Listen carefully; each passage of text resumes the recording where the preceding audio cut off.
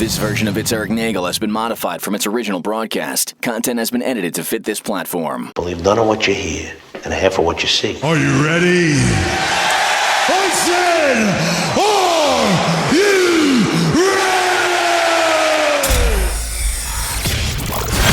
ready? It's Eric Nagel. And it starts now. Ladies and gentlemen of the universe, the next voice you hear, it's Eric Nagel. Thank you, Scott Shannon. Hello, everybody. Welcome to the program. I am me, and he is him, and we are here, and we are all together. Hi, Jordan. How are you, my friend? Hi, Eric. How are you? It's been a while. Been a while. Been a while. Oh, I gotta play that now. It's been a while. Where is it? Where's the annoying music thing? It's been a while. Or we do this one. It's been a while. That's the better one. If you're listening on the iHeartRadio app, thank you very much for doing so. Put us in the #1 position on the presets. If you're on Apple, Spotify, any of those platforms, go over there, do us a kindness, leave a positive review. It does help out the program. You can do it on Spotify. I haven't checked in a while, but I know they got that all sorted out. So they're there. Go and do it. What's stopping you? I know what's stopping you. You're like Jordan. You only subscribe to the Apple platform. Thus, you can't do it, but whatever. Go there and say what you want about us. Do all those fun things. You can join us live each and every week as we do the show on YouTube and on Twitch, all under @It's Eric Nagel. The YouTube one's actually even though I'm wearing the Twitch shirt because it is laundry day. I had to get some stuff done. I was like, oh, that's available. I'll wear that. YouTube sends us all that fun stuff, but if they sent me a shirt, I'd wear that as well. But the YouTube platform is the more important place to be. Go like, go subscribe. You're watching right now. Hit the like button on this thing. Go tell 2 friends so they can tell 2 friends. Get yourself a membership. You're getting access to the archives for the satellite years, the early iHeart stuff. Would You Kindly is up there. Bonus material. We got that the new one coming soon. Let's sit down and make a time to do that, my friend. We have to give them something for the month of May. So we'll get that done. And if you can't do any of that stuff and just want to watch whenever you want to watch, we understand that. YouTube channel ain't going anywhere. So go and watch all that fun stuff. All right. We're here. We're queer. We don't want any more bears. Get used to it. We've got a lot to get to today. And I'll just start off, but the studio's back. Studio is back. Studio's back. What do I have here? I have my Mike Tyson koozies, which I love. From the Mike Tyson Mysteries or whatever it was. It's there. I'm not in a room with a green screen anymore. I'm back in my proper studio, so it's fantastic. It's from the Mike Tyson Mysteries that was on the Cartoon Network. Yeah. Yep. So good. All right. Beverages are in check. Pads, papers, clips, all that fun stuff. We are ready to go. Chat room's up. I did not turn that on. Now I can see it. Don't you mean Thrill House? Fucking nailed it, Chippa. It's Thrill How. Thrill Ho. Oh, yo, that's what it was. Thrill Ho. Yeah. Scott Toon is fantastic. Yes, if you're here for the live stream, the pre-show stuff, that was Scott Toon Network, their cover of Fat Lip by Sum 41. Scott 41, Internet Hellraiser, Internet Celebrity, Hellraiser 69. But you can also be an Internet Hellraiser. Who's to stop him? Who's to tell him no, he can't do any of those things? Not me. Not me. Not I. Anyway, yes. Construction is, I think, 99% done. There's a couple of tiny little things they got to come in. Pretty cosmetic fixtures and stuff, plates for like outlets and those kind of little things to be done with. The gold leaf. Yeah, it looks like everything's done. Everything that had to be done, which is why I had to pull the studio apart. All of that is done and fantastic. One of the bathrooms has, when I had it redone, has a big giant. My goal was I ripped everything out. I wanted one of those big, fancy hotel style bathrooms where it's just floor to ceiling glass. You've got the rainforest shower head. You got the regular shower head. You got the portable one. So there's like 4 or 5 different directions water shooting at you.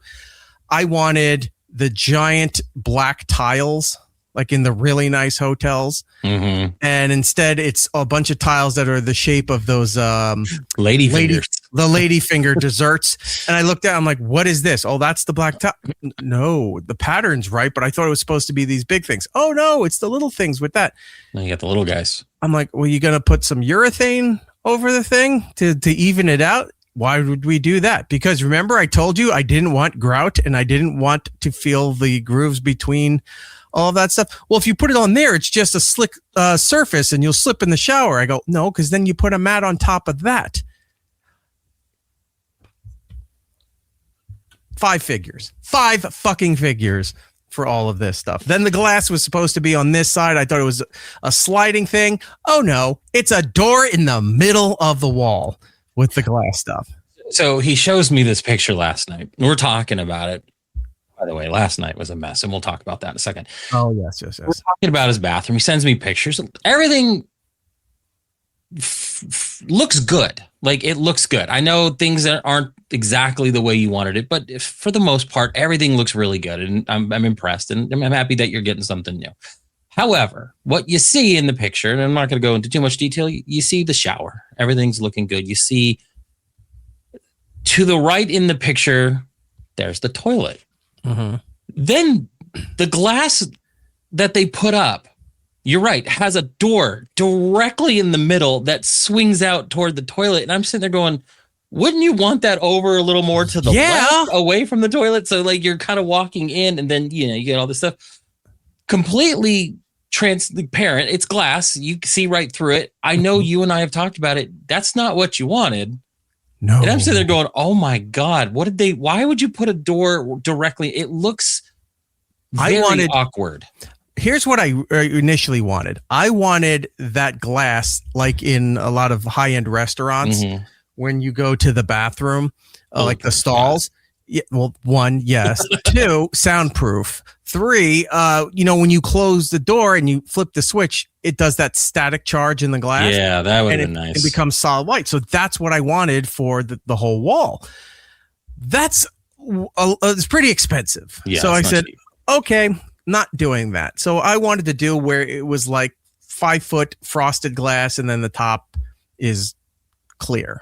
Right. Mm-hmm. Well, that was an issue, too, because it was going to take way too long to get that done. And this would have been months down the line because of supply. All right. We'll just do the glass then. Fine. What have you. I thought it was going to be like if you looked at it, the door would be here and it slides open. No, it's cut into the middle and it's a door that opens. Yeah, and I walked in there.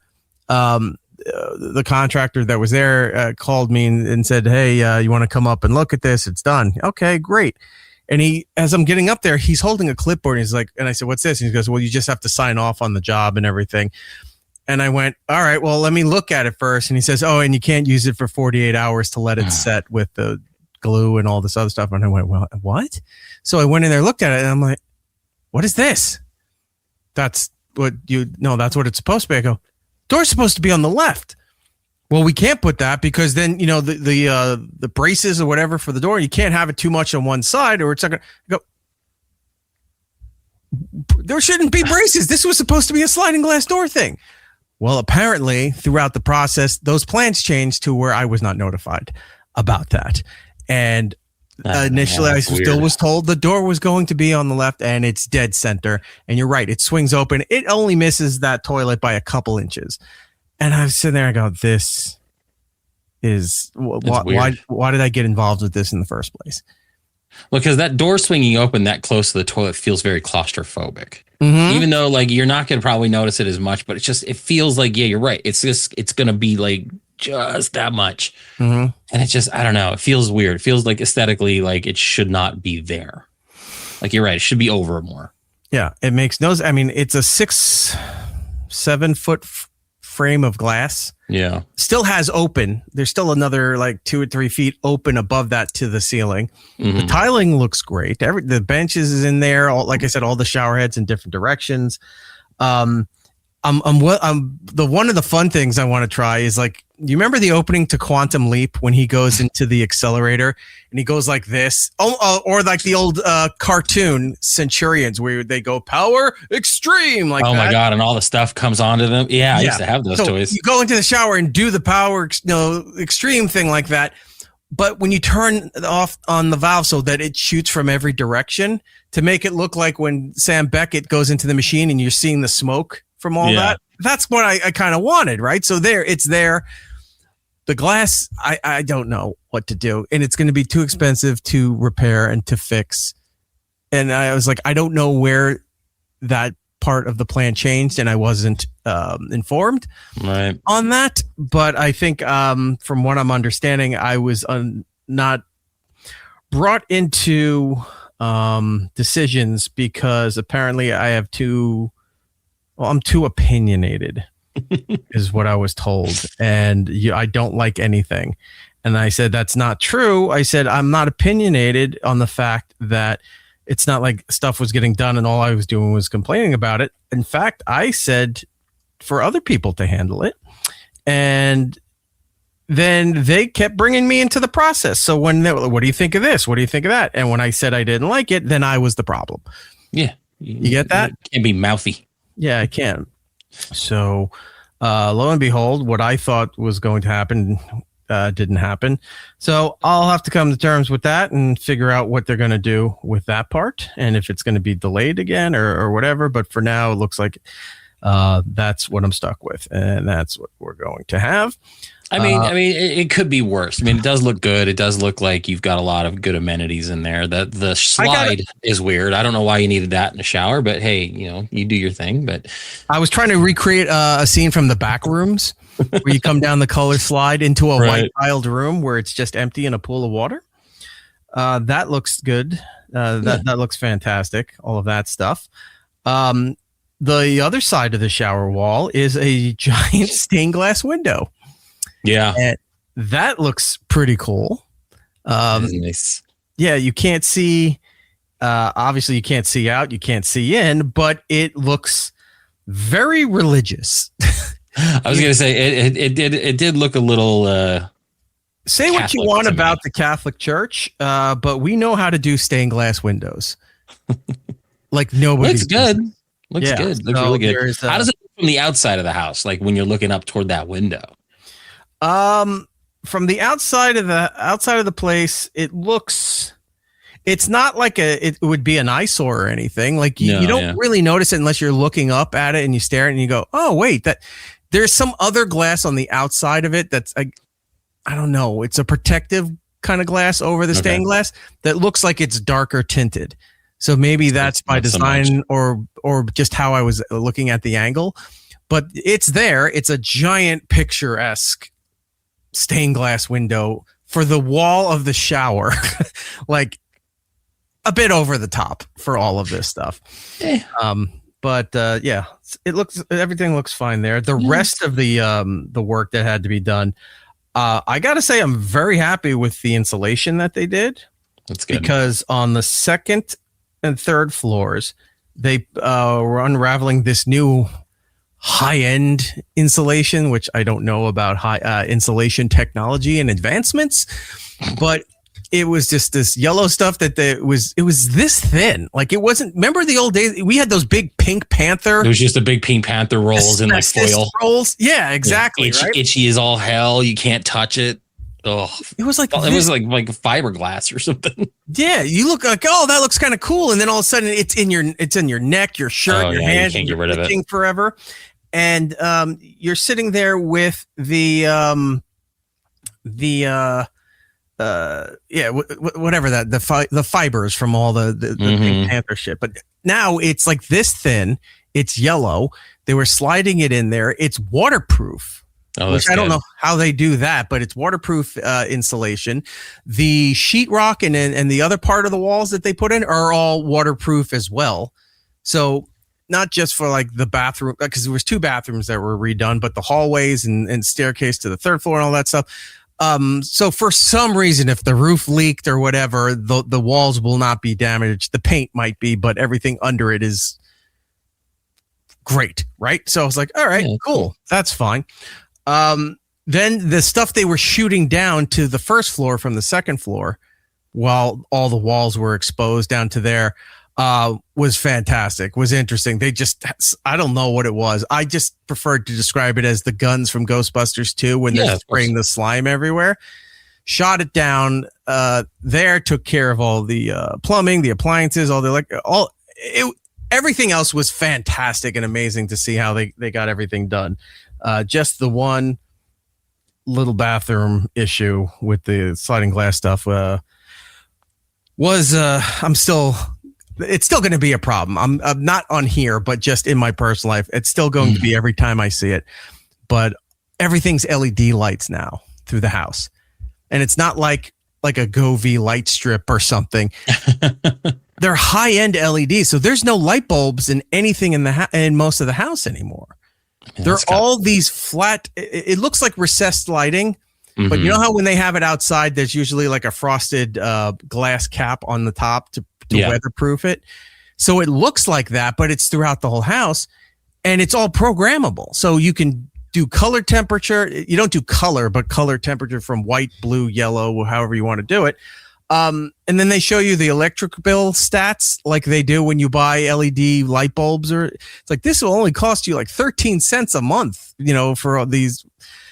It was next to nothing. It's all programmable. And I programmed every room. So now no more getting up in the middle of the night. You go to the bathroom and you turn on the big vanity lights are blinding you like the lights of Broadway.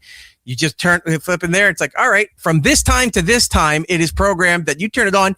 It is barely visible. It is dimmed down to just like, if you click it one more, it's off. Like that's where it is. So you walk in, it's a faint, very faint glow. And you're like, all right, I can see everything. I'm good. I don't have to fully wake up 2, 3, 4 in the morning now. I'm happy with all of that. I'm like, all these minor little things to make everything super convenient. And I don't ever, another reason to never leave and go out and enjoy the outside world. No, you spend all this money and time to make your home something that you want. Why leave it? Why go outside anymore? No, we all learned during the pandemic is to, when people weren't going on vacations and they weren't working and they weren't doing all this shit, they're like, all right, well, I'm just going to spend my money and reinvest it into my house. People were getting hot tubs and pools put in, vinyl fencing. They were buying shit they normally wouldn't buy, I don't know. I know somebody who maybe bought an adult big wheel, but still, fun things. We talked about that once. I always liked those. Mm-hmm. Those are cool. Yeah, so everything's going good, and then all the electrical work and what have you.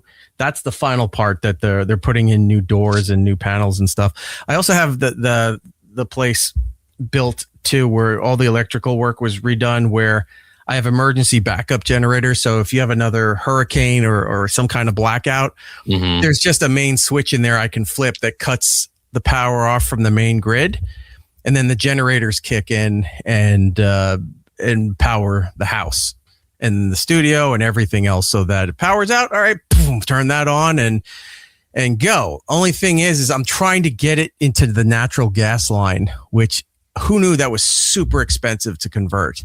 Oh yeah. But for right now, it runs on gasoline. So you're filling big underground tank with gasoline that one of those houses we see on the news that just explode out of nowhere and someone's ring cam catches it. You're like, what the fuck just happened? It's perfectly within the fenced lot.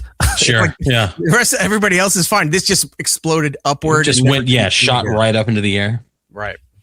So, yeah. Well, good. I'm glad to hear it. My next old man thing is going to be like, I'm curious to see what your electric bills and your heating bills are going to look like now that you've re-insulated and redone your electrical and all that stuff. So I'm kind of curious. We'll see some follow up with you once you start seeing the bills go down, and I'm kind of curious to see how big of a dent this is going to make. So with the electric bill. Well, just anything. Like I know with like your heating bill, you've basically re-insulated your house. You see where it covered up some of the leaks that maybe. Side. Yeah, but still, that's going to make a difference. Plumbing and everything was on one side of the house. Yeah. So and that went up 3 stories. So I don't know. We'll see. The big test will be. We're going into the summer now. Yeah, that's what I'm saying. All the zones of the AC stuff are on. They're coming to service all that stuff very soon.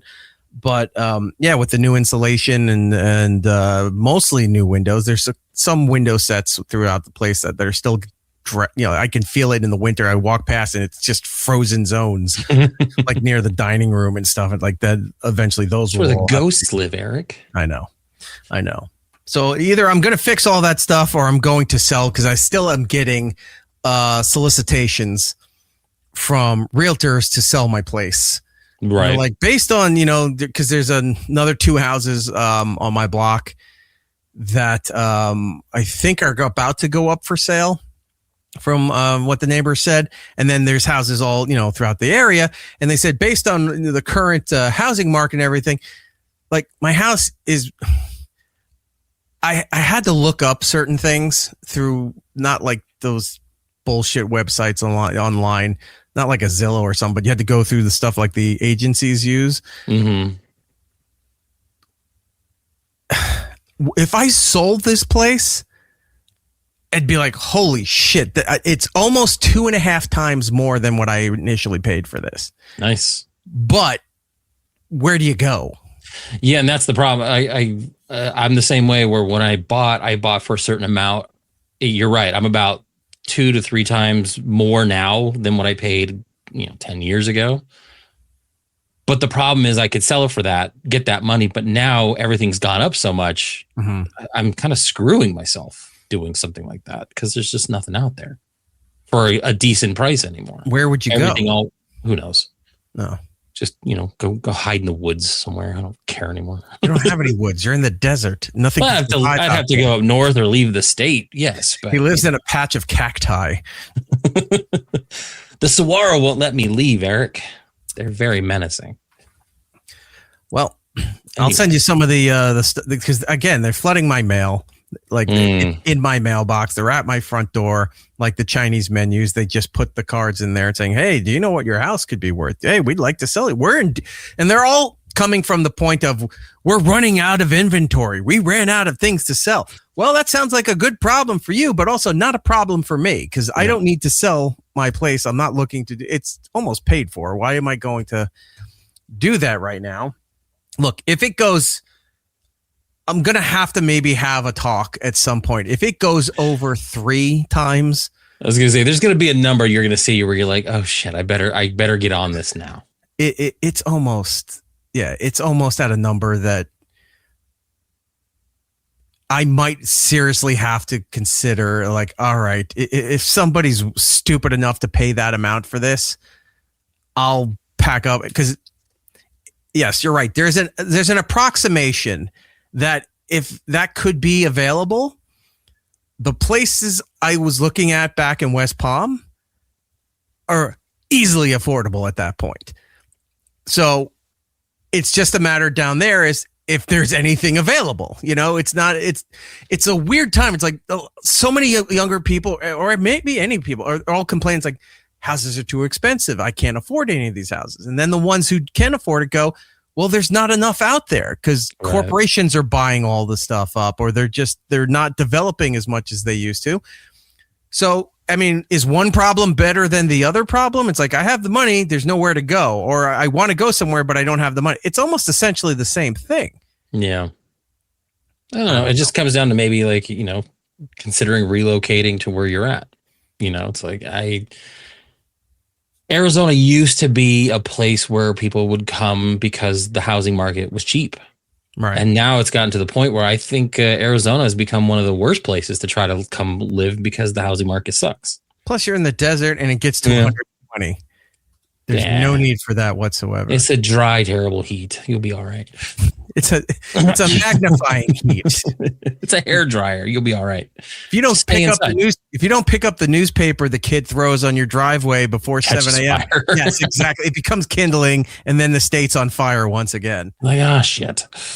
All your garbage cooks in the cans. Right. The garbage cans melt. There's just a pile they have to scrape up with a giant shovel. Anyway, so you got your studio back. You said you had drinks. Are you going to drink a energy drink anymore? Are you tired? Because I got to tell you, I'm freaking exhausted right now. I got a Essentials grape. So I would have held on to this. I have the new Monster Juiced Strawberry Lemonade. The reason why I don't have it now is because it's my second Monster today. Because, Eric, I got to tell you. This was my first. it's empty. But the cherry limeade from Ghost. Yeah.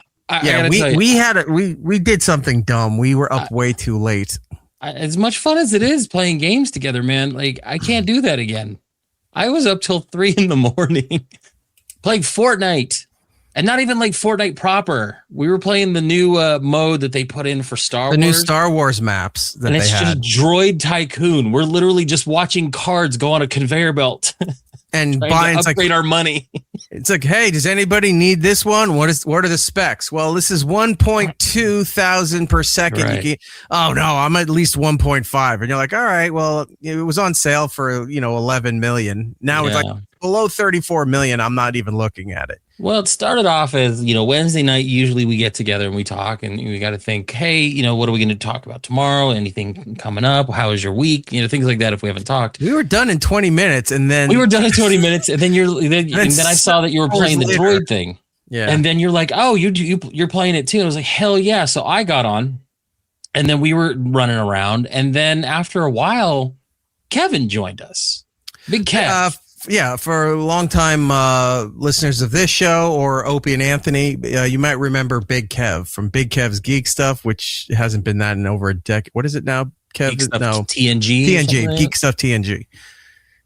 So he came on and was playing with us. So then Kev gets on, we start playing. Then we're all three running around being stupid, looking at the dumb stuff, just talking, having a good time. And I forgot to pull the video, but I took clips of us last night. So I'm running around in what I'm doing. You're running around in Snoop Dogg gear. I think Kev was wearing like Mandalorian armor. He's always the Mandalorian. Yeah. So at some point we just start dicking around with stuff, and Kev pulls out the bye NSYNC emo, and he's just dancing. So I get up next to him and I start doing it with him. And then you pull up and you start doing it. And then 2 or 3 other people on the server came over. And then they start doing it. There was a 6-man except for me, I was Snoop Dogg, but it was a 6-man Star Wars group doing NSYNC's Bye Bye Bye. That's fucking hilarious. And we're all laughing at it, but then we're all like... This is like 2 a.m. for me. This is... 5 a.m. for you. It was 5 a.m. for me, but we're all sitting there. And it's like, this is... Why are we doing this? Why are we still up doing this? I should have gone to bed hours ago. We had our second wind, and then you get past second wind. It's like that outer faint, what is it called? The heliosphere on the edge of our galaxy. That's the last point of energy before you go out into nothingness. Yeah. That's where we're at. It's the one more game syndrome that I usually fall into with my brother. Like we'll play like a video game and it's like, I'm tired and I need to go to bed, but we're on a roll. Like we're killing it. Like we're either winning our matches or killing people. All right, one more match. Like last night, before Kevin joined, I was like, okay, I have 20 minutes. I even said this. I have 20 minutes. My stuff is going to hit. I'm going to grab my stuff. I'll reset the droids to go out and do their little thing. And then I'm going to bed. And then Kevin joins us. And I was like, oh, shit, whatever. So then I jump off, jump back on. We get on the headset. We're all talking. And then, of course, I sent them all off again. So now I have to wait an hour because why not? I'll just wait an hour and it resets. But then like we're running around grabbing stuff and it got to the point where it was 3 a.m. and I was like, I have to go to bed. I need to get out of here. It was fun. I'm not even gonna lie. It was a great time. I'm never gonna do that again. I'm gonna have a limit. I'm gonna have to set a limit because I had to work this morning. I was dragging. I'm drinking 2 monsters. Yeah, I got up to take the kid to school. I brought the kid back, and I'm like, do I go back to bed? Yeah, I don't know. I got so much other shit I got to do today. Nope, I wound up crawling back into bed and sleeping for another 3 hours. I was going to say, because at some point, Rob and I were talking about Daredevil, and I was like, well, Eric, I know Eric watched it last night. We can talk about it. And then we started talking a little bit before you jumped on, and I'm like sitting there going, Eric's probably asleep. Like, he's probably passed the fuck out. Yeah, I woke up after 11, I guess, today. Had some work and other stuff to get done, had picked up the kid had dance class, and then finally I'm rejoining you, and then I'm shitting all over the ending of Daredevil, and Rob's taking it as a personal offense, as if fun. I'm what's the league that defends Jewish people, the anti-Semitic so you know what I'm talking about. League, yeah, he was coming guns a-blazing about this stuff. Our agent, by the way. And he's coming guns a-blazing about this stuff. And I'm like, no, let me tell you why Karen Page sucked. And then he's like, well, she was trading this whole time. I'm like, but she did not have, she's flipping fucking their version of ICE agents in the show. And like, she's flipping ICE agents like she's got superhero powers. She has no tone or definition. She's pasty white Irish or Polish or whatever she is. And it's like, there's no way she's pulling off those moves. And I know I'm complaining about a superhero show not being realistic, but there's sometimes you got to be a little bit. Funny. And then I kept calling the kid, calling it Latino Tiger Beat. Well, you kept calling, we call you the other day, you called it Latino Tiger. And I was like, oh, you mean White Tiger. So it just stuck as Latino Tiger. Yeah. And then you changed it to Latino Tiger Beat. Yeah, and I was like, that's fucking hilarious. Name. Just made me laugh. Yeah, we'll talk about that in segment 2. It was so fun. But yeah, I'm dragging a little bit, but it was fun. I had a great time. So with all that, over and under, I'll put this to you, over and under that we hop back on again tonight and that the show is actually published for iHeart in the morning. I'm not gonna lie. I got up this morning and before I started work, I went in, reset my droids again, just so I could catch all that money. Yeah. And then reset it and did it. And then when I picked up the kid for lunch and when I on my lunch, we played for another 20 minutes today. Like it's we were talking about it last night where there's no point to this. Like you're looking at cards, you're trying to figure out, okay, is this worth the money because it's going to give you more money per second? And then you're switching things out and then you're trying to upgrade your base for no reason. You're gathering, we're at billions of dollars at this point. And even Wesley mentioned it today when I picked him up. He goes, it's weird that I don't care that these things cost this much money. And I was like, Eric and I were talking about that last night where there was a point where everything felt like it was unattainable. You hit a threshold. And I really think it says a lot about, and I'm not, shitting on capitalism or anything, but it really says a lot about a capitalistic society where, what is it? Oh, I don't have the chat open, but hey, Beth, that's my friend Beth. We went to school together. Well, she's playing Droid Tycoon now. She loves the droid. Well, good. Yeah. I think she sent me a friend request. Again, I think that was her. It was super early in the morning when I was just accepting invites from other people and what have you. What was I even saying? When we were talking about the money, how... It says a lot about a capitalistic society where when we were starting out, you're sitting there and, you're scavenging and you're saving and you're lucky to get a break. Like, oh, that card is actually, that thing makes $300 a second compared to, the other ones that are making $20, $30, $40 a second. I'll grab that one. It helps me boost this a little bit. You get to a threshold where you start making up a bunch of money. You start making a bunch of money that now you could just go and dick around. You come back and you've got like $100 million and you're just like, oh, I'm getting rid of this guy's $930 something dollars a second. Throw him out here. Here's a guy that's $1,200 to the point where last night I'm going from 1.4 to 1.5 and spending 8 figures. I'm like, all right, well, this one's 1.3, but this one's 1.5. Sold, got rid of him. Every time Kevin said, I need that, but I'm nowhere near it, I would be like, I got you, bud. And I would just grab it and throw it on the ground for him. At one point, I'm grabbing $30 million droids and just throwing them at the Jawas to get rid of it because I can. I have so much money that I don't need to do anything. There was a guy on one of the servers who was buying all the multi-million dollar cards. Yeah.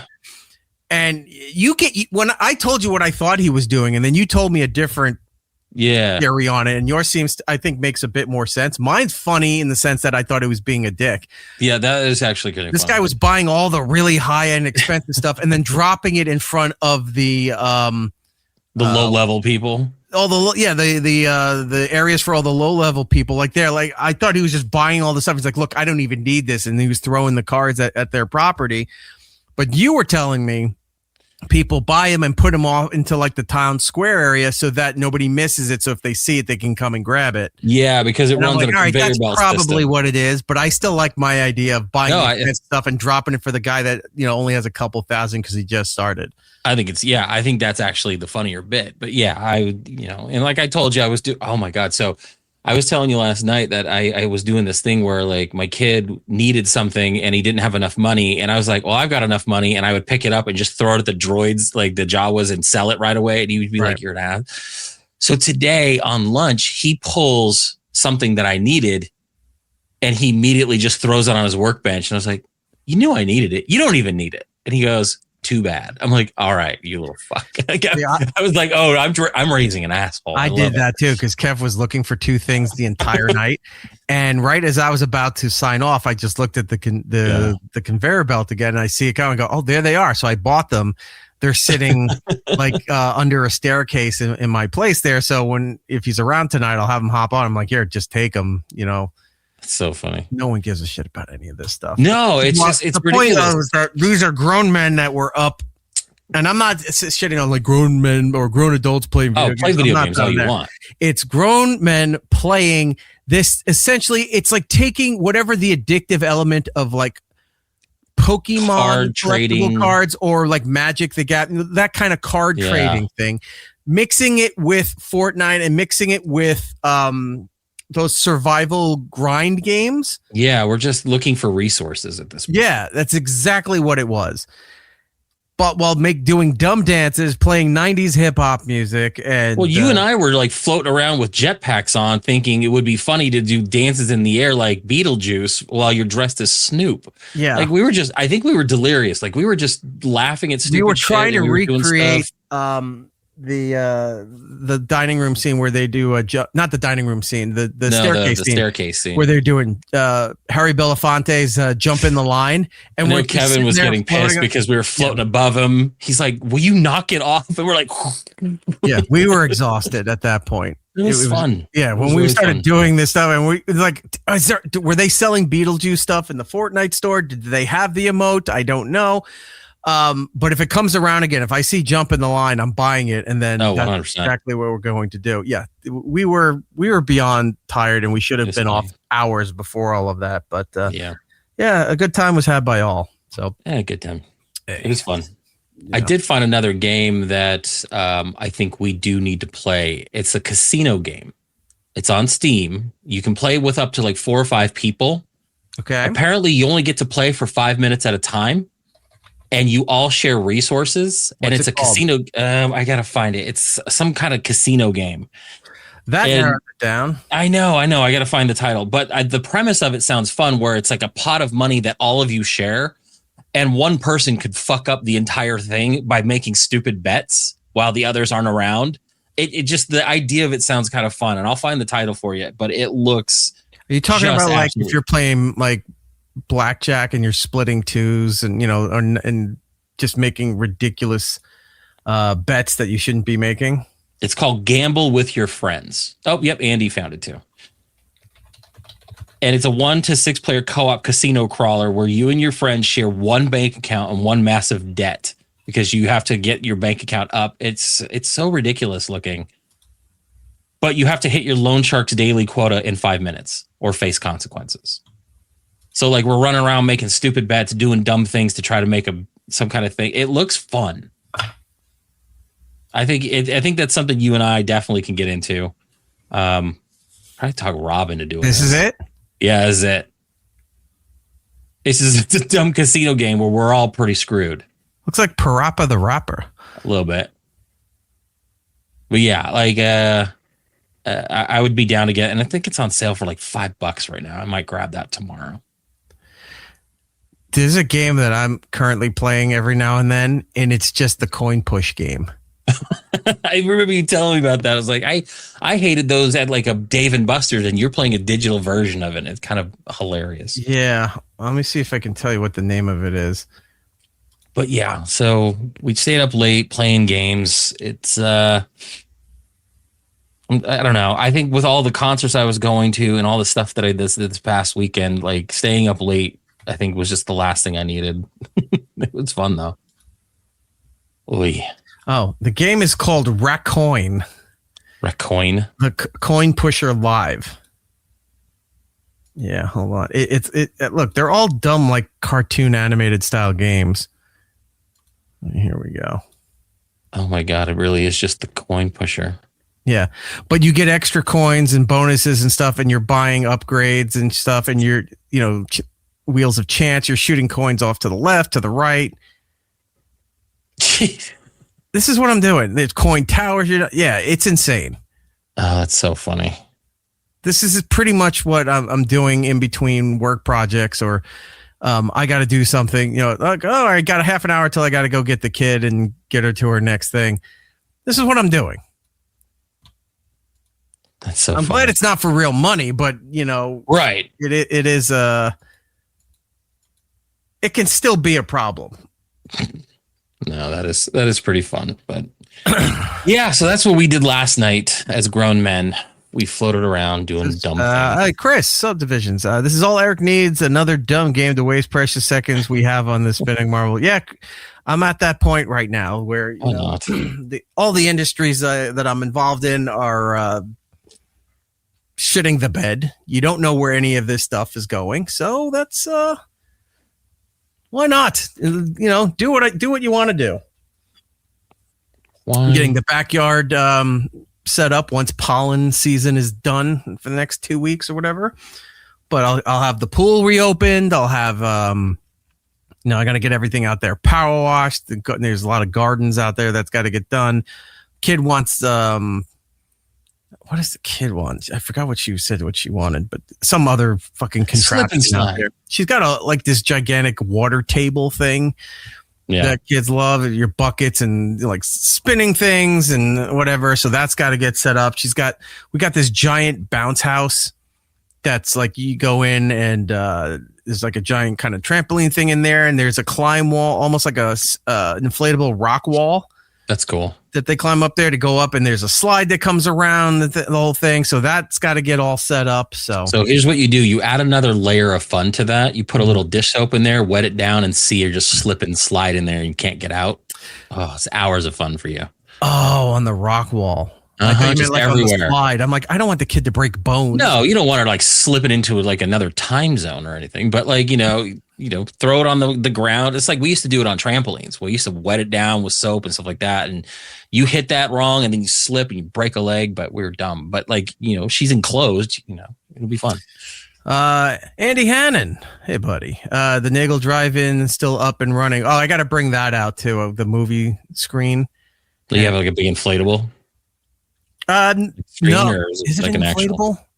I know some of them are inflatable, which is kind of cool because you can store them easy. I don't remember actually. It's in I know where the box is. I'll have to open it up and see. I thought it was something I hung up and pulled, but it might be the big inflatable one. You set it up there, and then I got that little device that you can patch into your Wi-Fi. Yeah. And I have an iPad that goes with it. And because it used to be like, oh, how are you going to connect the cable if you want to watch TV out there? Who's watching fucking television outside anymore? I mean, at all. So if I wanted to watch something on TV, you have outlets that you can stream it. I don't need to have the DVR, the cable hooked up to the thing. Right.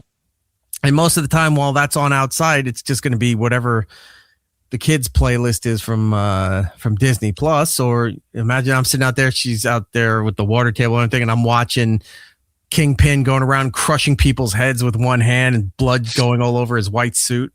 Oh, so good. Well, the summer could be fun. Maybe I got to do that. I want to watch Jaws while floating around in a pool. Just, that'd be great. I'm with you on that. Get the big giant Jaws shark inflatable thing that you can lay on while you're floating out in the pool. That'll be fun. Be cool. Chris Subdivisions playing the power wash simulator. Playing the power wash simulator after actually power washing may cause us all to have an intervention. Well, he just added all the Star Wars stuff you can do in the power wash simulator, so I may have to do that too. Is that really a thing? Oh yeah, you can go like power wash like the Millennium Falcon for 1 or 2. I would have to think it was for 2 since it's the newest one. Oh, okay. I'll have to go look. Yeah. I know, right? I'm trying to figure out how do you add Star Wars material to a power wash simulator? Hey, you just sit there and power wash watching like an X-wing or the Millennium Falcon or something. Yeah, it's all vehicles and stuff like that. Oh, that might be fun. All right, let's just end the show. We're done. Let's go play games. Got a lot more of actual show stuff to get. That's true. That's true. Yeah, I didn't. Like I said, I didn't really have the chat open, so I got to go through all of this stuff here. Scroll up. There we go. Wait, of course. Wait, what is this? It'd be a steak and cheese milk commercial. Maybe it's a commercial before they started on Twitch. Oh, what platform? Because I want to know. Well, where we're getting money from? Not even so much platform. I can care less. Where was the cheese sticks from? Yeah, I hope it's not. What was that, Steak and Shake? Or steak. Yeah. You ever go to one of those? They used to have them in the malls, and then or like They're Charlie's. There was another one, and then they usually now I see them like in Walmarts. Like some Walmarts have like a Subway built into it, or like a Burger King. I saw one that had like a Steak and Shake. I'm like, so it was built like there's the Pizza Hut and there's the Taco Bell. It's a combination pizza Hut. All right. So if you have Steak and Shake and there's the Subway Walmart. shop, that's a really gross combination actually, because both of those places stink. Okay, going through here. I don't even have the super tips thing, the super chat thing open. Got to get that too. What is this in here? We have irregulars in here. We'll welcome them. Adam Schechter, Eric, LI Crew is Opie. That account was talking to other members of that group for years before Emily figured it. Oh, okay. Emily's that girl online that thinks that Opie has like all these fake accounts that he's talking to young people on social media platforms and right. Reddit and all that stuff. And yeah, well, if it is, it is, it is, and it isn't. I don't know. It means nothing to me. Everyone else has really moved on from him. He's a lost cause. This is all construction stuff. This is all that. Where was the super chat thing? I didn't hit that thing there. Hold on. Is nothing working? What's going on here? Yeah, that's loud. Chile, was that loud? That was so loud. All right, bring it down a little bit. Thank Chelino you. with Canadian $5, which is just like $1.380 for American. Hey, did you gargle Opie on the side of the road that day? No, believe me, it was offered, and he was just uncomfortable all around. And wouldn't even try the hash brown casserole at that Cracker Barrel. I'm like, you're completely missing out. Didn't even want to tour the old fashioned show. Didn't want to sit at the rocking chairs out front. Like, he missed the entire point of Cracker Barrel, the entire experience. You could shop for Christmas stuff all year long. Wouldn't do it. He's not one of those people that enjoys fun things with people. He's very socially awkward. What is this here? Hey, Kipcast, what's going on? Claire Obscure Expedition 33 is a great game. I have not played it, but I've seen so many people playing it. The artwork on it is amazing. Gorgeous. And it's from what the really little bit I read on it, there's like multiple endings. Like, it's not just like, oh, you could get this ending, or this ending. Like, there's like several different endings depending how you play the game. Charlie Cox, Daredevil himself, is one of the voices in the game. Is he Claire? No, he's Obscure. It had to be one of the Coheed and Cambria. I had a 50-50 shot, What can you do? Let's see what else we got here. Power washing game. Kip, Coin Wand. I guess Coined Wand is the one I play. Coined Wand. All right. I will write that down and I will take a look, my friend. Oh, there's a new game. We got to move off the game stuff, but there was a new game I added to my wish list so that I can remember to buy it. It's another one of those space horror games. I like those. It's called Omni Dissonance. I'll have to look it up. And in the trailer, it's just you're like in an astronaut suit, but you're just floating. It feels a lot like 2001: A Space Odyssey. You're just floating through some giant structure down different compartments and stuff. And I didn't really know what the fuck was going on, but it's a $5 game. So I said, all right, I'll put that on the list. Not? And then cheap games are always good. And you don't feel like you waste your money on those. There's also a horror game, which, by the way, I found out, not only do you not like horses, I hate horses. I found out another animal that you are not a fan of. Who you been talking to? You, sir, have a problem with ducks. Hate them. Yep. Scared of those little bastards. There's a co-op multiplayer horror game where you're investigating some kind of house or something like that, but you're all duck investigators. It's called Quiet. Here's the thing. Like, I'll play a game. I like, Donald Duck's great, all this stuff. I just won't go near those little fucking dicks. No, They not do not a, tend to- not a duck person. Some of them, well, geese are more assholes Yeah, they really are. than that. Especially those Canadian ones, you sons of bitches. There's a lot of games that have quiet in there. I'm trying to see if I can find the trailer for it. Where quiet trailer. Let's just try ducks. See if that shows up. Would have helped Put if it I on had my bill. pulled the trailer ahead of time, but No. no, I'm not finding it. But all right, I'll have it for next time. Yeah, so there's a game called Quiet. It's like a horror co-op multiplayer thing that you're ducks investigating something, and something's trying to kill all the ducks. So might be a fun game for you to play with all of us. It might. Chris saying ducks. I love ducks. You ever see them run through houses flapping all over the place? It's hilarious.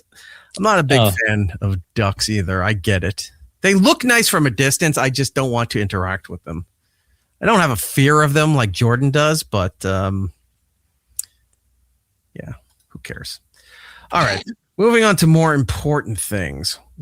Oh my God, I closed out of page 1. Boom. Let's talk about you while I'm looking for all of this stuff here. What was your weekend like? I heard you did yet another activity that made you feel super old. Yeah, it definitely did. I ran a 5K. I've never done one before. I ran it. I walked some of it, but I definitely did some running, and I know it's not a big amount of miles. Like everyone's running these big half marathons, full marathons, but a 5K, it's still 3.5 miles. And you don't realize how long 3.5 miles is until you start running. You're like, oh shit, this is further than I realized. So yeah, I did a 5K Sunday morning. Weather was good, not too hot. I like that they do things in groups, in brackets. So like I placed 5th in my age group, which was nice. I think it was out of like 12, 13 people. So I did kind of fairly well, which was good. Not as good as I wanted. But then I'm like, well, look at it. Like there was this one lady, we were looking at our rankings and stuff like that after the race. She must have been like 85. And I know she got in before I did. I'm like, oh, fuck. She beat you by 4 minutes. She beat my ass. Like she's just sweating to the oldies, got all the way in. Did you shit your pants? No, thankfully not. Did you pee yourself? No. Oh, then you really didn't compete, did you? Because I really didn't. Runners shit and piss themselves when you see like the New York Marathon or that Tunnel to Towers thing they do over here. I've seen that. Yeah. Or all the other fun competitive runs where you see like, because it's usually guys from like Nigeria or Kenya or something that win those things. Oh yeah. But they're also the ones that are like, it's only 200 yards from and you misstep on the street and all of a sudden you're just covered in whoopsie daisy. I always like the ones that celebrate. Right at the end. And then some guy just runs past and was like, yeah, fuck off. Do you get any photos of you doing it? I took a few dumb photos, but this is the one that they took of me as I was about to cross the finish line. So there's my dumbass running. As I went through. You the one with the wide hips and the red shirt in the back there? No, thankfully, no. I'm the one with the wide hips and the black shirt in the front. Oh, I thought that was a lady. All right. No, but yeah, I ran myself a 5K. It was fine. Good on you. Cool. So did something active and realized I shouldn't be doing anything active until I dropped some more weight. Not at all. Chris said, hey, you ran a 5K. That's hella impressive. Thanks for doing it. You ran 4.9999999K for it for me. I did the other 0.0001 where I walked to my kitchen.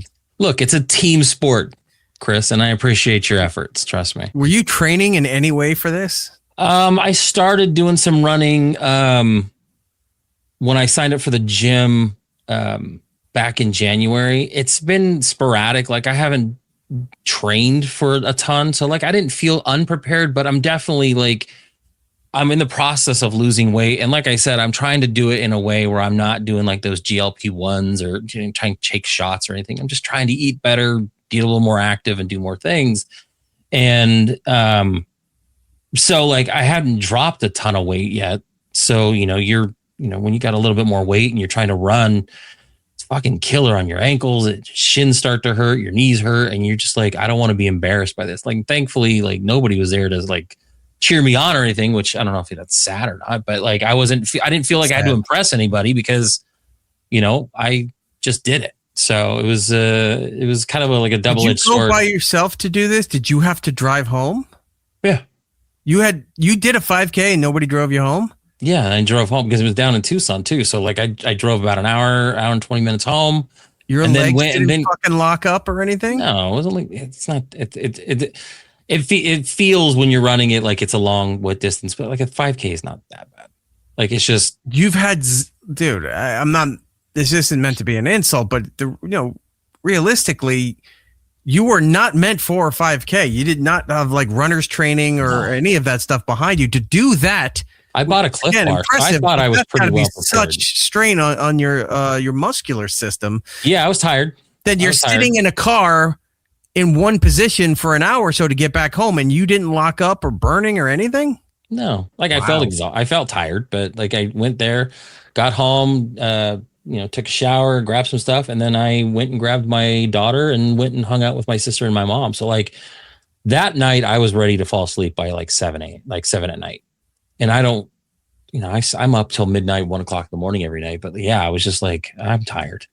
I'm like physically tired. I just want to die. You ran a marathon and then you stayed up all night playing a Star Wars Fortnite. After going to like 4 concerts in like 3 weeks. So yeah, it's I'm glad I'm done. I'm done for a while. I don't have much to do, which is good.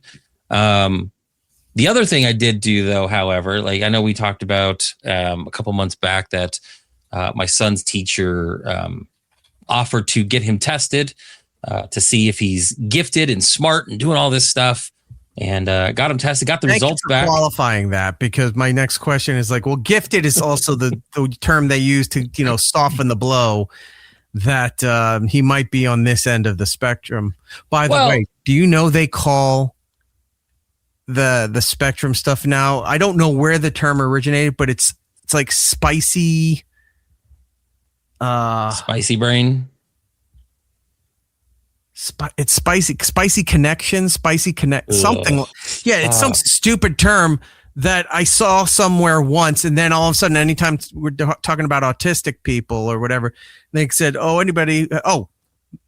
Our friend put out a video, and he used that term." I'm like, "There's no way in hell he knew that term until recently, and now he's trying to use it for traction, for attention, or for whatever."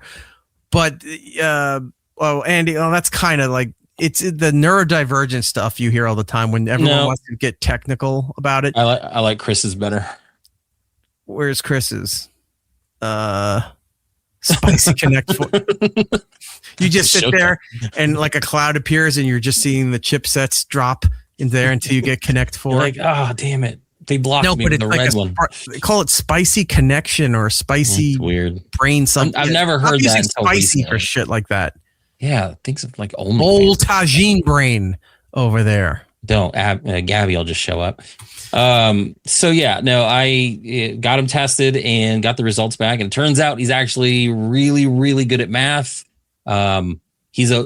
He's where he's at, like with like reading, writing, and all that stuff. But apparently, he's very smart in math. Levitating in the room when he was being. Well, I did find it weird after we got him tested from being gifted that I got the results back from a bald man in a wheelchair. So I was really expecting something better, but no.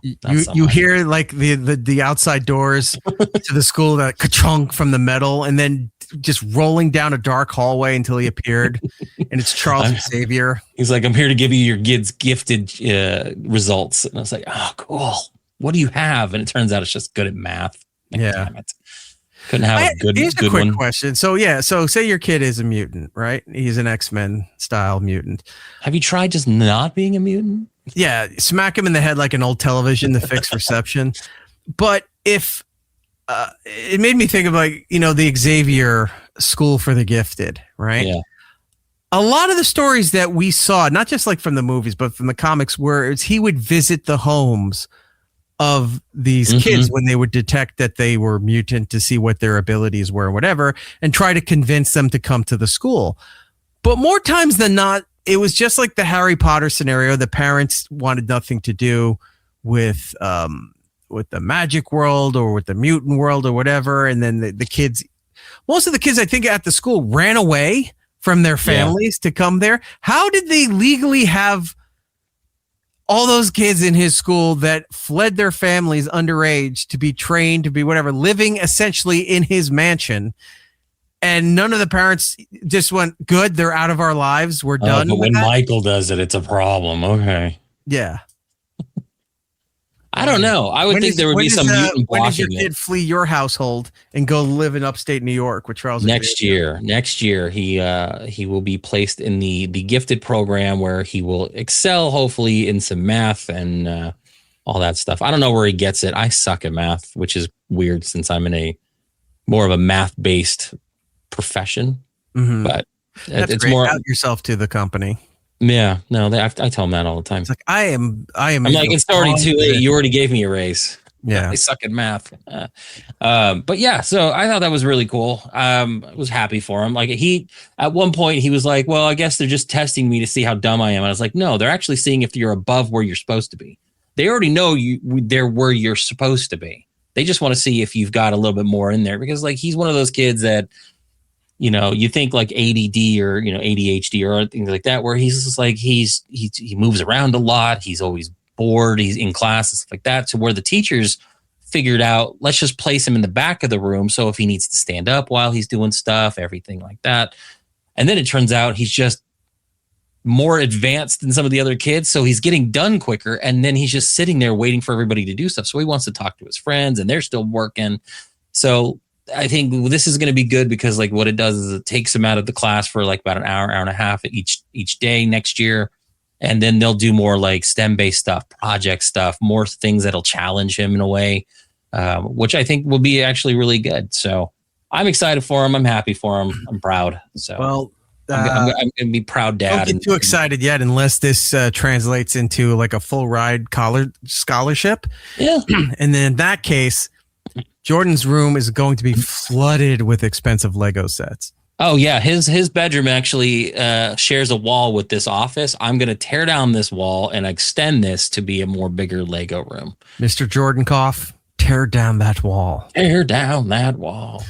So yeah, very it makes sense. And you also, again, better hope that he gets a full ride, because you're spending all his college money on concerts. Well, not as much. Not as much. Have you heard they're starting to cancel some of these concerts now? Blue Dot Syndrome. Oh my Blue gosh. Dot. Is that what it's called? Blue Dot Syndrome, or is it syndrome? Yeah, it is. Yeah. Yeah. This seems to be a thing that, well, they outed Jelly Roll and Post Malone. Right. There. Whereas when I first heard about the Blue Dot Syndrome thing, and they were saying, well, he's trying to finish an album, and I don't know whatever Jelly Rolls thing was going on. But it turns out it's like they just were not selling tickets. And the blue dot refers to, when you look on Ticketmaster, the blue dots are all the seats that are available. So when you see an overwhelming wave of blue dots on the grid for whatever the venue is, it gets to a point, it's like, it's not cost effective to even have the show if we haven't sold enough of the seats. You have to hit so much to before at least you get even money out. So that was the first I heard of it. Then because radio and the world I'm working. You all right? Bless you. You okay? You have a stroke? What'd you do? It was a sneeze. That's why I muted. Oh, because your head gets collapsed. I'm like, all right, cool. New co-host coming in. Then Meghan Trainor, if you're not familiar with her, big or semi-big pop star. She used to be big. What was her big song? All About the Bass. No All About Trouble. That Bass. Yeah. Yeah. And she had to cancel her entire tour. Yep.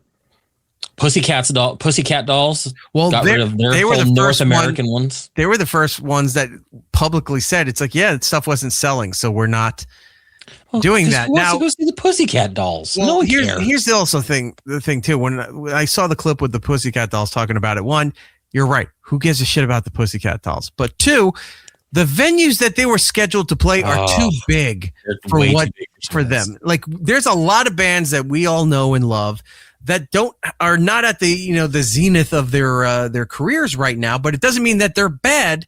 They're not filling out stadiums anymore. No. But it doesn't mean they're not filling out festivals. It doesn't mean they're not filling out amphitheaters, smaller music venues, things like that. One of our favorite bands, All American Rejects, last year or 2 years ago, the entire summer they booked college house parties and frat parties. They're still doing it. They just did a someone's house in Albuquerque, right? Like 2 nights ago. Yeah. But they made a whole tour out of all of that stuff.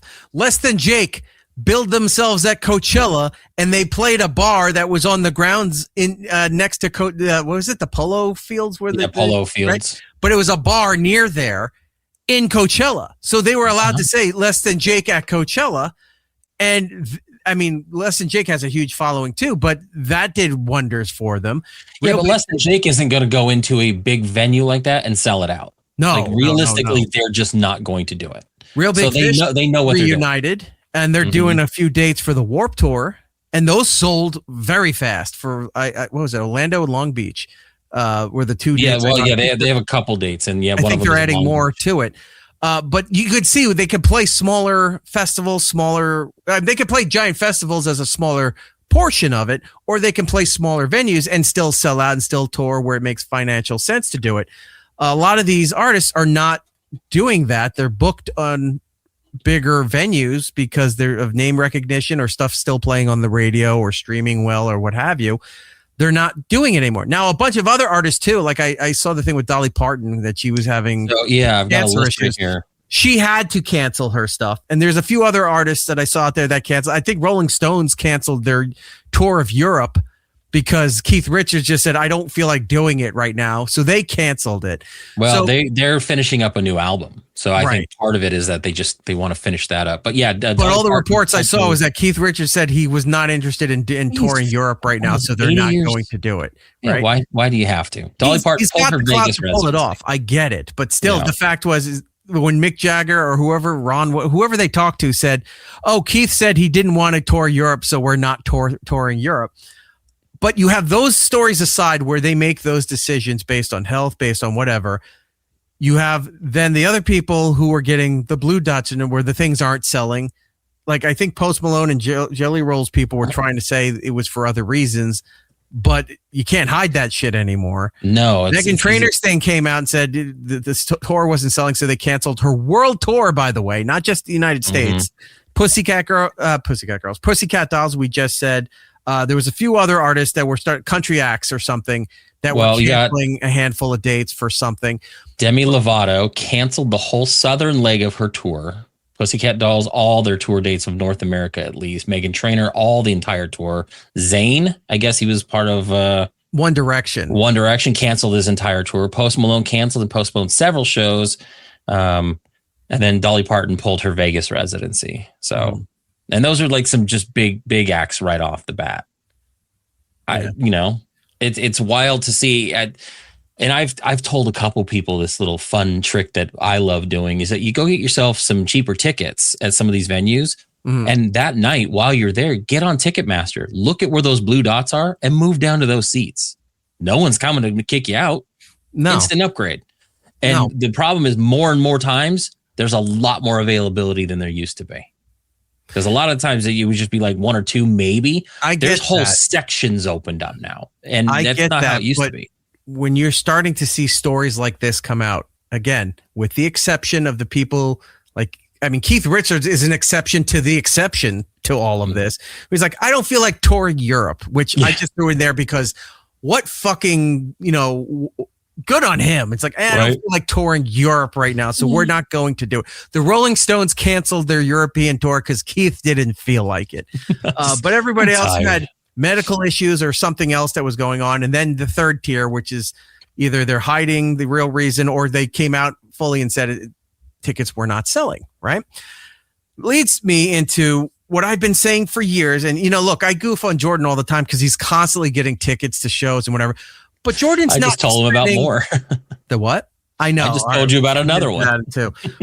But Jordan's not spending like hundreds to thousands of dollars on not just like a Coachella style festival or Electric Daisy or something along those lines. I mean, when we were young was about as most as you would do when they were doing those in Vegas. There was that, and then I think the Innings Fest. But then after that, I was just like, I'm not doing these big events but you're doing stuff that's kind of reasonable, unless it was something for your kid. Like if my kid was older and Sabrina Carpenter is in town, I like Sabrina Carpenter. I'm not spending all that money to go see Sabrina Carpenter, but my kid was of an age and wanted to do it, I'd try to find a way to make that happen, and I would just shell out the money to get the tickets and what have you.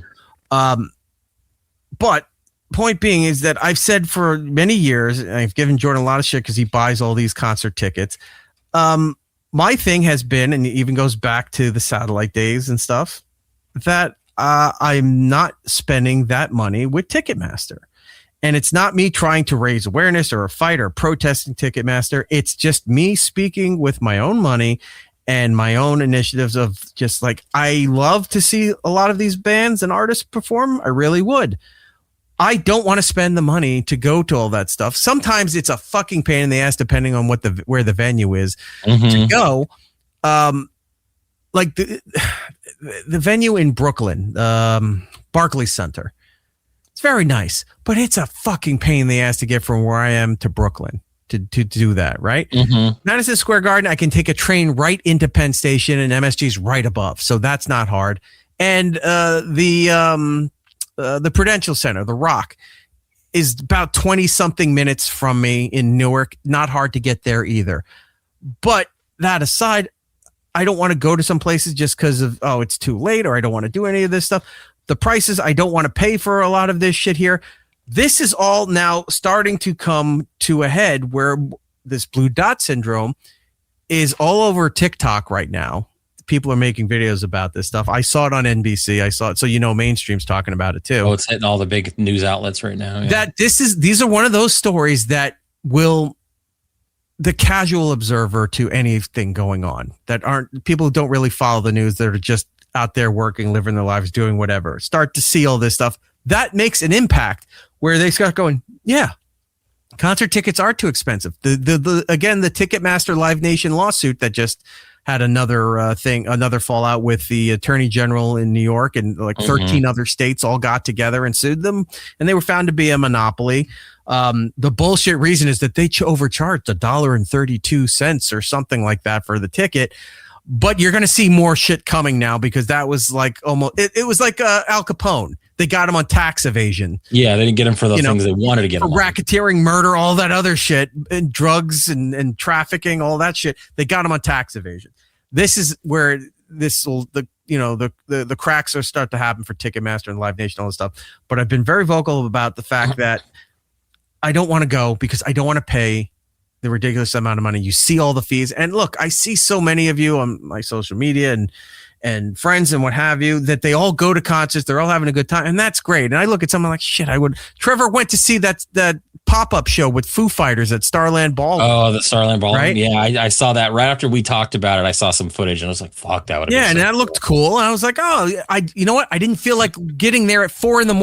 and waiting online for 4 hours to buy tickets, even though I understand they were doing it for the fans to not have to use Ticketmaster, right? Yeah.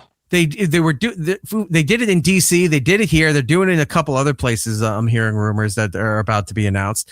And I get it, and that's fine. But I'm not a big enough fan of anybody to want to sit there for hours to wait for those tickets. So that's the other side of the coin, right? Well, and a lot of people are obsessed with these kinds of things. Tuesday night here in Phoenix, Haley Williams from Paramore. She's doing her solo tour. The Haley Show tour. The Haley Show. So she did ads running right now. She just extended it. So yeah, there's way more. For Connecticut, yeah. But they had the venue that she was going to be at had to put out something saying you can't camp out overnight. And these are people that already have tickets. This show's been sold out for like a couple months. I was going to try to get tickets for me and my kid, and we just couldn't. And I wasn't going to pay. I'm like you. At some point, I just can't spend, and I don't want to spend the kind of money that like a secondary market would have charged me for this. But they were saying, don't camp out overnight. People were camped out that morning for that show. The show didn't start till 7. That morning, camped out by the venue just to be able to get on the front of the stage, like right there. And I'm like, I don't have the energy for that kind of shit. I'll show up if I get there early enough to get a good spot. Great, especially if it's standing room only. But I don't need to be that obsessed anymore. Mm-hmm. And to see people, lined up for these kinds of shows just to see Foo Fighters, I'm like, it's not really that worth it. Like, I wouldn't have done it either. And I love doing stuff, but I, like you, would have not spent the time, the effort, and the energy to get tickets to go see Foo Fighters at a small venue like that. It's not worth it. No. And it's a lot of time spent, energy spent, money spent. If like when Warped Tour comes up here, right? And if say Real Big Fish adds New York or New Jersey, however they book that, I forgot the title that they put it for, because usually it's at Randall's Island, which is, accessible for both New York and for New Jersey. Mm-hmm. If they came up there, I would love to see Real Big Fish again live, especially they've got most of the original members back after so many years. They're all going to perform 35 together. horns. Yes. Up there doing shit. You remember Ed and Scott, and they were wondering why they quit? They're back. That was one of the titles of there. Ed and Scott are back. And you're like, oh, I remember that song. Let's go see it. I'd want to go see them. I don't know if I want to go through the hassle to go to Randall's Island or wherever they put Warped Tour. Yeah. But the prices, but the Ticketmaster shit, I've said forever, has been a problem. This story is starting to spread, and more people are realizing, just like I said 20 years ago, that when Pandora first came around, and we were talking about Pandora on ONA, mm-hmm. and Pandora, when it first came around, you only heard it from like women who worked in offices. They said, oh, they put it on in the background. Like they'd open a browser and there's channels for music and they would play while they work. That was before it became something. And then, Apple, Spotify, all these other things. But Pandora's first out the gate. And when you're looking at this and you go, holy shit, when everybody starts to realize that radio is just listening to somebody else's playlist, that you can't fast forward or skip the songs, radio is going to have a hard perception problem that they ruined that image of radio. And it has, radio is pretty fucked up with, especially music radio right now with all of that. Same thing's now going to happen with the concerts and the tickets. People are going to be, I don't want to spend that money. I thought everything was super expensive, but now that everybody else it's in the zeitgeist that, I don't want to spend all this fucking money to go see things. Maybe we'll start doing what streaming did. Maybe you can pay a certain amount of money and they'll stream the concerts from wherever. And you just I'll spend $60 to watch a concert at home. If it's shot well, it's not somebody's dumb phone for, looking at the LED screen while the band's over here. They're looking at that thing. I'd spend money for special events and things like that to watch that at home. This Blue Dot thing, I think, is really going to speed up the process of people saying, fuck going to these shows. I would like to go see a lot of these artists, but I'm not spending the money anymore. I'm just not going to do it. Now, this parlays into another story that Newsweek put out. We could say what you want about wrestling blogs and sports sites or whatever, and like, those are opinion based. They're not really acclaimed or affiliated with the organizations and what have you. Newsweek is a legitimate news site. They put out an article about the WWE, and the WWE's perception for a while now, since TKO took it over. TKO is the parent company that owns UFC. Now owns WWE as of a few years ago when Vince McMahon had to sell the company. They've made so many changes, one being their business deals with Saudi Arabia that a lot of people haven't been happy with. Everybody was mad about that. They're trying to do next year's WrestleMania or SummerSlam. One of the two major ones is supposed to be in Saudi Arabia next year. Or I think it's WrestleMania because the past 2 years it's been in Vegas, and I think they were going to try to keep it there as like a residency, but I don't know if the city is up for that right now, and I don't think if they were going to do that. So I think they were in talks of doing Saudi Arabia because they've done a couple of the Saudi shows. They used to have the Crown Royal, or right? Was it Crown Jewels? Crown Royal is an alcohol, right? Yeah, it works either way. Crown Jewel. They were the big WrestleMania type event Right. in Saudi Arabia that was exclusively for Saudi Arabia. What is that? It's a Andy Hannon Mania next year. Okay, yeah. So, that was a big fucking problem for a lot of people. Then they started changing a lot of the things that WWE used to be under Vince McMahon and stuff. The rings were Vince always considered the ring area of sacred ground. Mm-hmm. The mats were clean, turnbuckles were clean, no advertisements, none of that stuff around out on the wrestlers' clothing, nothing, right? Then there was one exception. I guess it was in order to get Brock Lesnar back after his UFC run, is that Brock had Jack Links and something else on his shorts while he would wrestle, right?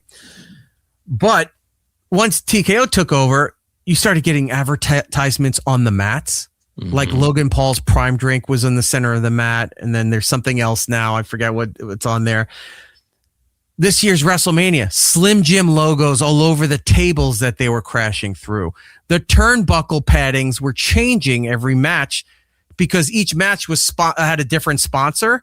So you have the LED screens around the ring and around the perimeters of the ring where the audience is, all LED. So they would change, like, this match is brought to you by Subway. This match is brought to you by whatever energy drink, whoever the sponsors are.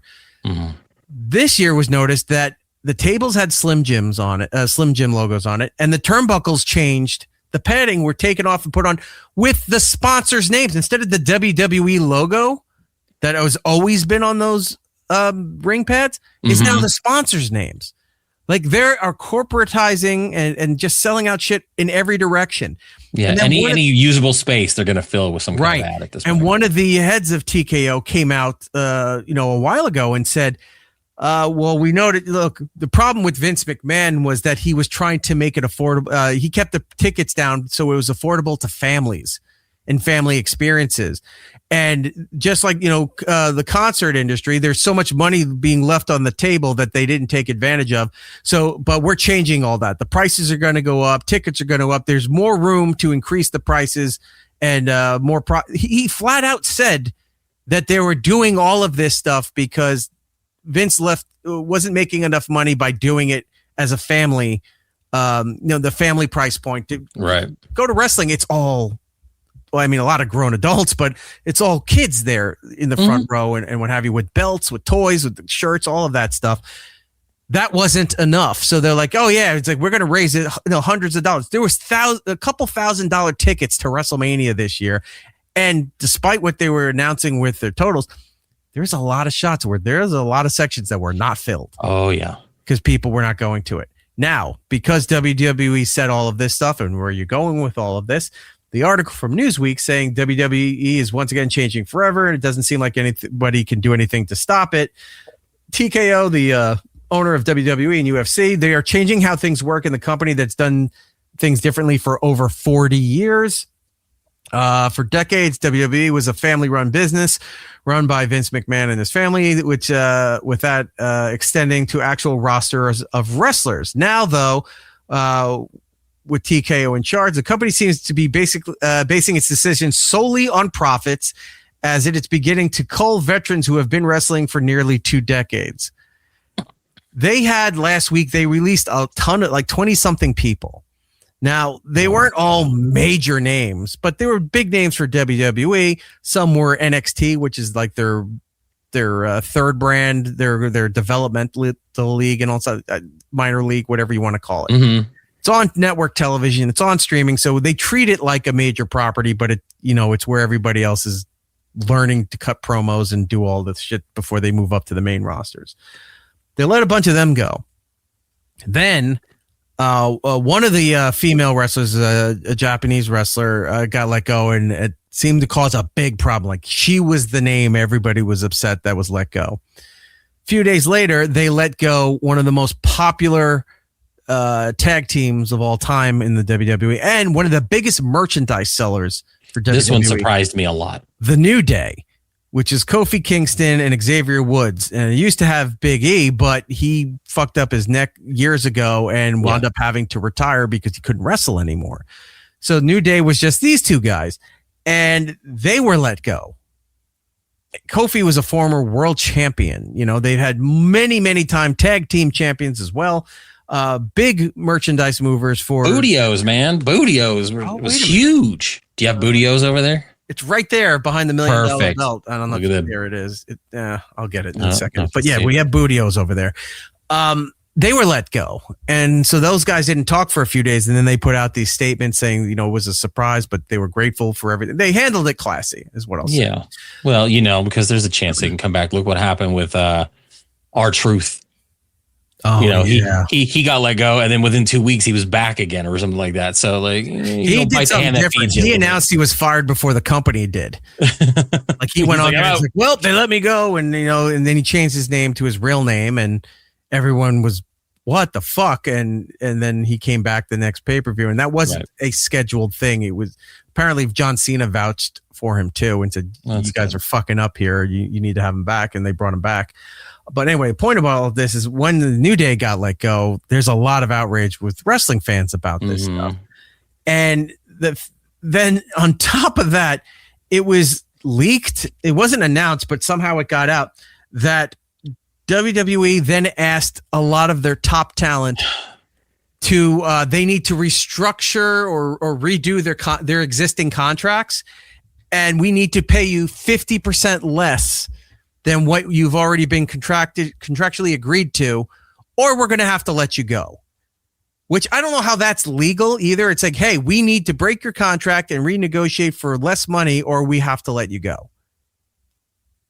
If they let him go, they still have to pay him out, I guess. But to do a lot of your top talent, you look, there's a lot of older talent in WWE, but it does not mean they're not successful. Not based on their performance, but also the merchandise that sells, the needle that moves for social media and engagements and pay-per-view, or what is it, PLE buys and what have you.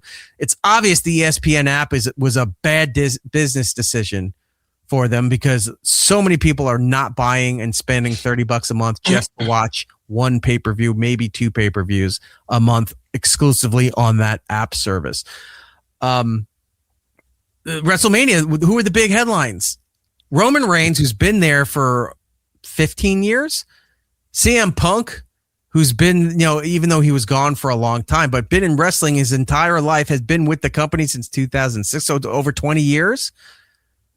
Cody Rhodes, another good name that's been there forever.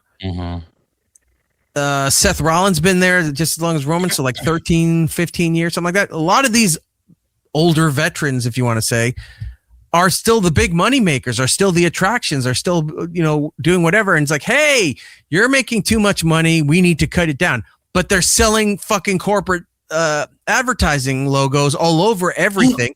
They had a guy who was a crypto billionaire who bought in to sit at the announce table. They announced him at the start of one of the matches, never went back to him. You never heard from him again.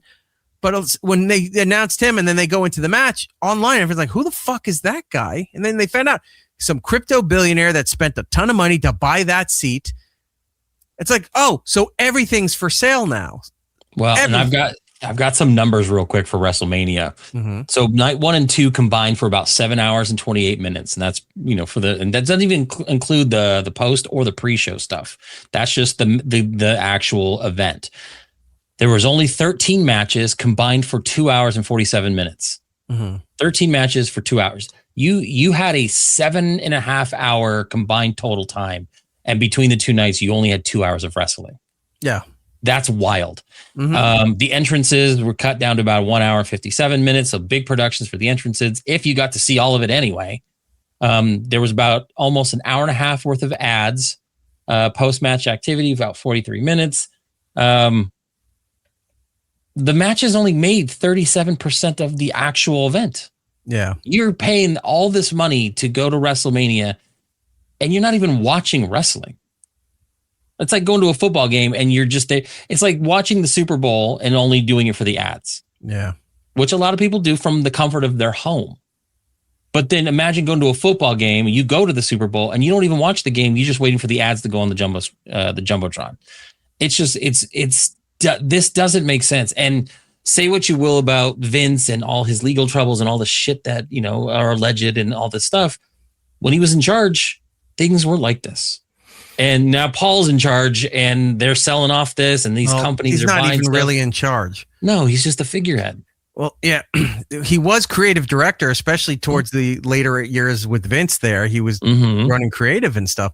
But we found out throughout the last couple of months that even though he's creative and what have you, and you see all the videos, they put a lot of behind the scenes videos now of him showing people how he's building the entrances for WrestleMania, for this, for what we're going to do on Raw.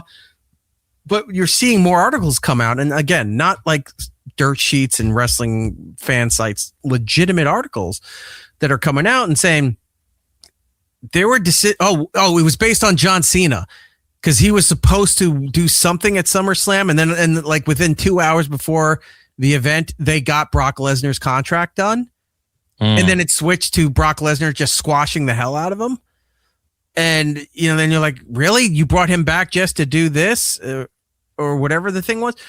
And then they investigate. It's like, well, Triple H may not have as much power as everyone thinks he does. He might do creative for the TV stuff, but as far as the rest of the company not making goes, decisions, it seems a lot of the corporations leaning down and saying, we're doing this, we're doing that. And his hand, I'm not faulting him, but I think his hands are tied. There's people superseding him on things, and they're saying, hey, you're adding this to the show now, and what can he do? He has to do all of that stuff.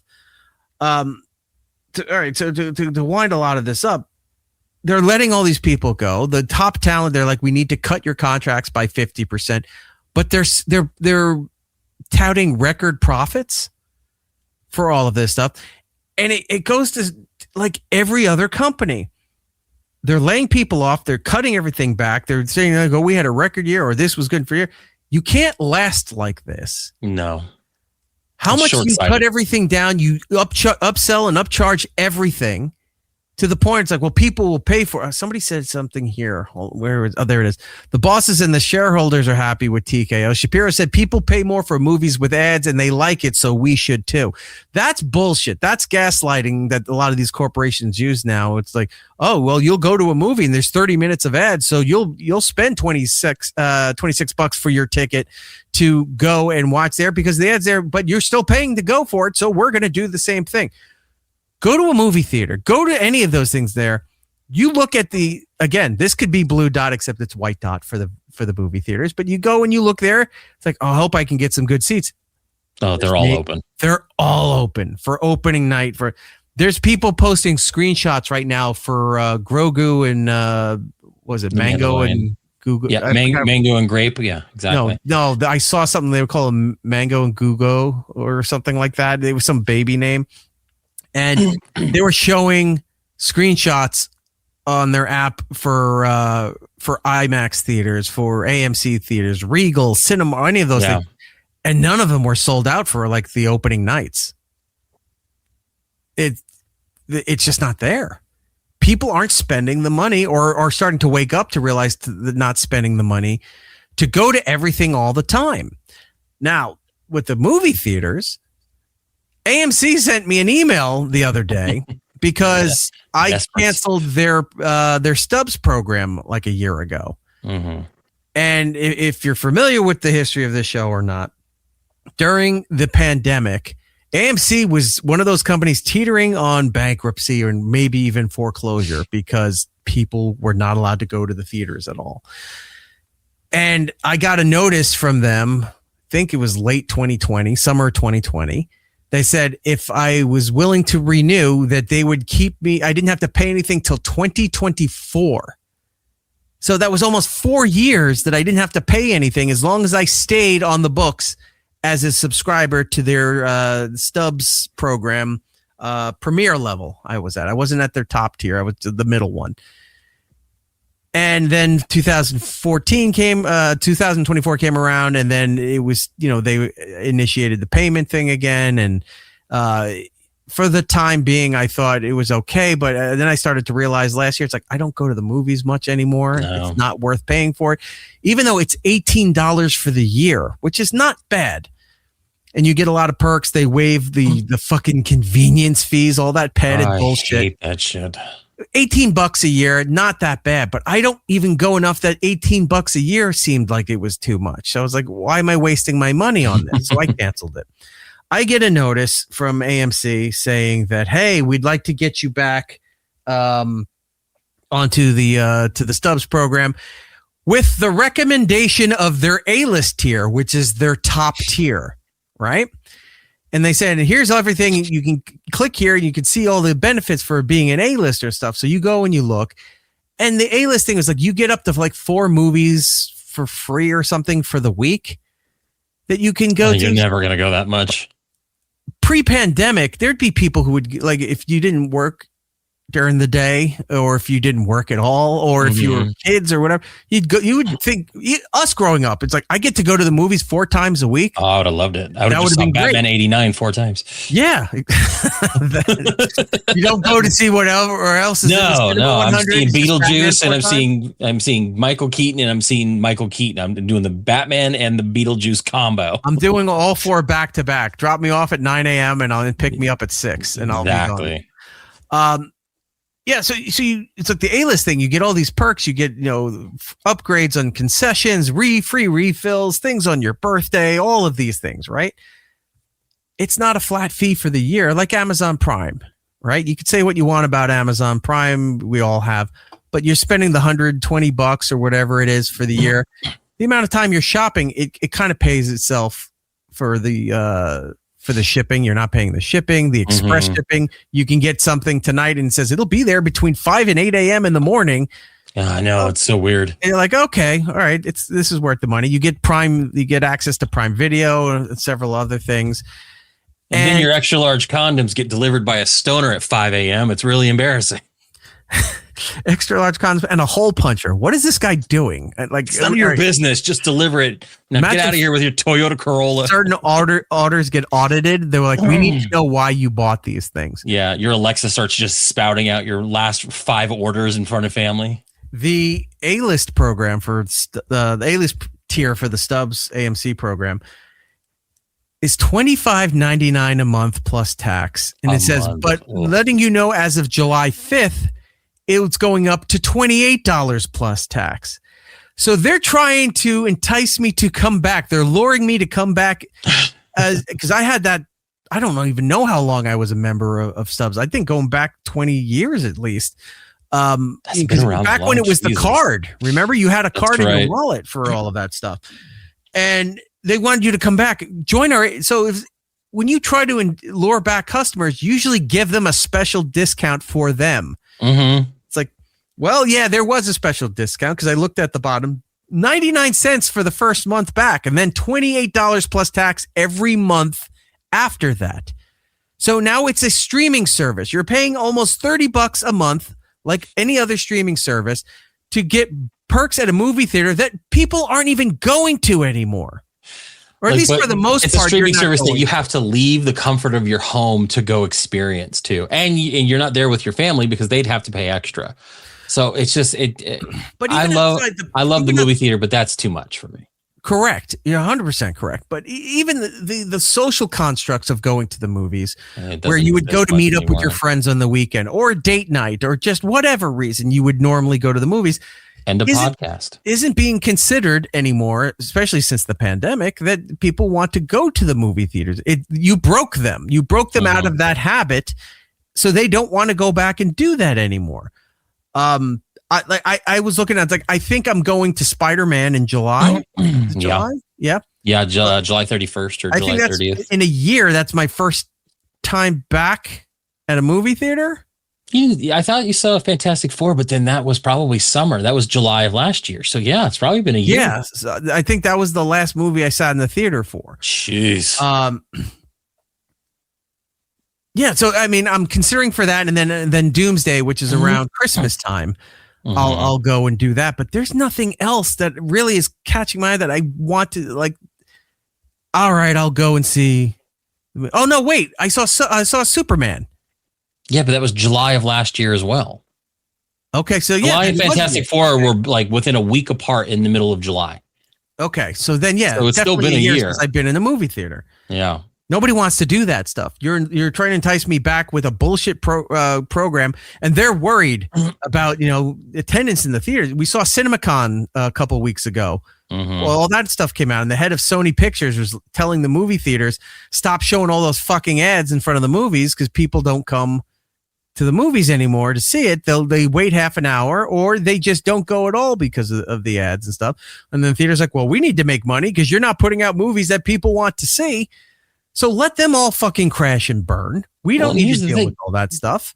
They're not putting out movies that people want to rush out to see. I can't think, like, there's a movie that I really want to see called Hokum. Just came out last week, but I've just been busy this last week. Governor of New York, yes. Correct. And I want to go see it, but I didn't go see it last Friday. I guarantee you next week, I'm going to have a couple nights to myself where I can go see a movie. I guarantee you it's not going to be in the theater. And it'd be a week later. I'll just probably have to watch it on demand. And it's like nothing stays long enough for me to go. People don't have the time to rush out the first weekend. And then a lot of these things live and die by that first weekend. If you didn't make a bunch of money that weekend, it's gone. You'll see it on video on demand within a week or two. And we've seen it time and time again. I mean, like that Lorne movie that we just released last week, it's on video on demand this week. Well, and that's like a specialty thing. To be fair, like the Lorne movie, I think is just something they get a limited run so they can qualify for Oscar season. But it's also compared to other movies that come out, and all of a sudden, 2 weeks in the theater, they're gone. They're not there anymore.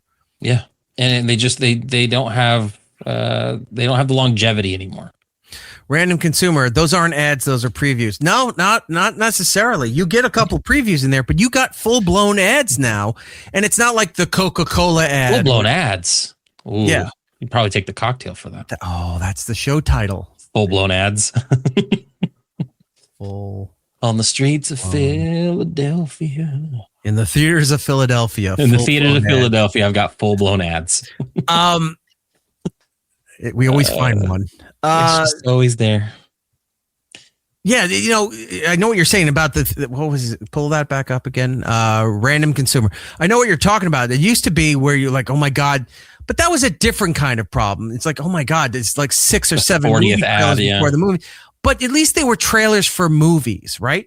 Now you're seeing like ads for Lowe's, and it used to be at most maybe the Coca-Cola ads because they're the prime sponsor. Yeah.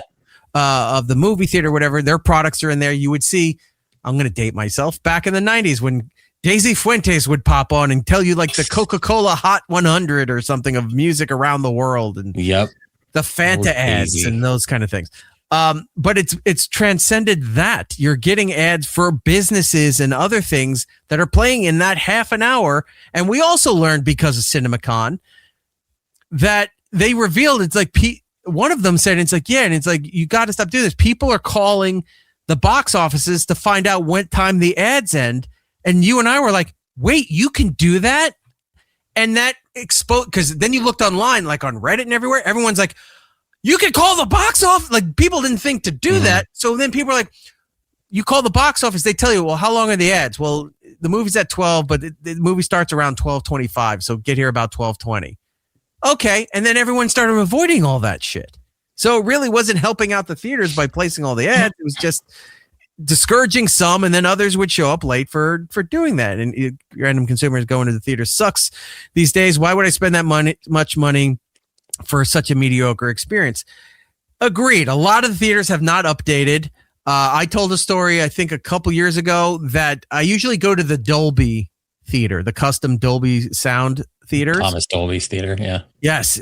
They blind you with all kinds of science. So much science here. Yeah, and you go in there, it's got the giant ball with the electricity. You're like, what the fuck is going on? You go over there, press this button, you're looking into a pipe, and it's the simulated hurricane thing hitting you. Yeah, instead of like 4D or 5D, it's just Thomas Dolby. There's a big play pit over there with kinetic sand, and it's a great time. Wait, did I go to the Science Center? You go and sit in there. You've got the full reclining seats. The sound system's built into the seating rig and to the wall. So I go in for that. I don't give a shit about IMAX. I don't give a shit about all, what is it, Real Black or Real ID, Real something that they do in there outside of... Real ID is how you go fly now. Could you imagine you have to show your Real ID? Real 3D. Sorry, Real 3D.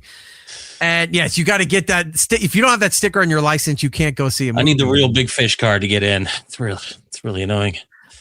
You go into IMAX and the other things. I didn't give a shit, but I got stuck because the theater I bought a ticket too late. They didn't have the laser one. I had to go to IMAX. Yeah. To watch it. I'm like, all right, well, at least it's in IMAX. They still had stadium seating, the old wooden stadium seating, like where the chair folded down like this, but it's a solid wooden back. And I'm going, oh, that's what it was. It was the last John Wick that was like 3-something hours long. Yeah. Where you just watched him trying to get up a staircase in Italy and getting shot. Oh my God, it's the longest 20 minutes ever. Yeah. So I'm stuck watching it in IMAX, but the seats sucked. So I'm like, this is a terrible experience. And that's where I agree with you, where it's going. But if you go to the Dolby sound theaters, or the ones that are, at least you have the recliners and seat heaters, and Cinemark, now you can buy blankets. They sell blankets based on the theater or on the movie, that because the air is so cold. You go to there, there's women buying, kids buying blankets to sit in the movie theater to watch all this shit. Look, you don't want to jerk off to the movie with no blanket. Pay the extra $5. They're actively enticing people to do some heinous acts in their movie theaters. That one guy with their Cinemark blankets. That one blanket is it's pitched like a triangle. It's going up and down during that casino scene in Super Mario Brothers where Wart is revealed. Like that's what the guy's choosing to jerk off to. Well, they are selling blankets, so at least he bought the blankets and was official. Yes. Well, not that, but at least he was also considerate to everybody else around him in the theater to do all $5 extra. We'll cut the hole at the bottom of the popcorn bucket for you. Andy Hannon, Movie Theater by Me, has $7 tickets on Tuesdays, and it's connected to a liquor store. Whenever you buy mini bottles, they ask what movie you're going to see. I mean, awesome. You see that all the time. I $5. If I got to go to the theater, I go and I buy candy somewhere else. And I see it for sure. I'm not buying shit at the movie theater. If I have those added points from the premiere program, it's like you got another free soda because you went to the movies. Okay, cool. I'll get the free Coca-Cola freestyle machine. Mm-hmm. I'm not buying popcorn. The popcorn sucks. But I'm not buying like the $8 box for the small thing of Reese's Pieces like that. No, spend $1, $2 at Five Below or something and get the big boxes and then sneak it in your pocket. You walk it in there like a maraca. I'm fine. My kid had. She took it. My kid had a box of Runts. The orange box. She left it down here. I was going to get it to shake it, but I don't have it. Foley work. Right. Anyway, whole point of this stuff is there. Movie theaters were in fucking problems. WWE's now exposing even more that they blatantly said, we don't give a shit about the family stuff. There's a price point that's higher that we haven't even hit yet, and we're going to continue raising prices. Ticketmaster said the same thing with Live Nation. It's like the head of Live Nation was in an interview. The what? You're muted. I can't hear you. I thought you were talking about the CinemaCon guy for Sony. So that was no. I just saw you go like this, and I was like, I can't hear a word you're saying. It's funny. I interrupted you on mute, so I didn't interrupt you, and then now I've interrupted you to explain my interruption that never happened. It's really terrible. Yes, I'm putting you back on mute. There we go. So no, the head of Live Nation was on one of those TED Talk style interview things, and he even said, he's like, yeah, but concerts were always undervalued for decades, and they're still undervalued. He's like, and we're still going to continue because there's more money to be made, and we're going to raise it. The CEOs don't give a shit. They're TKO, Live Nation, the CinemaCon, all the heads there. They're all saying it's like we still have to raise more the prices more because they're all undervalued by you and your shareholders. The consumer's going, fuck this, and the fact that this is being exposed more and more. This is all it takes for that snowball effect to hit, and when everyone goes, "Oh, I read it," well, it was some they all have saying it's like there's a loud vocal minority that's speaking out. It's like it's in fucking Newsweek, what you consider a legitimate news outlet. That's in there. It's in the New York Times. It's all incredible places, according to to outlets or even law. When they said, well, that's somebody's blog. Well, it was in the Wall Street Journal. That's considered a valuable journalistic spot for information. if it's all there and that just starts getting into everybody's head, no one's going to go to concerts anymore, or you're going to see a huge decrease in concerts, in going to wrestling shows.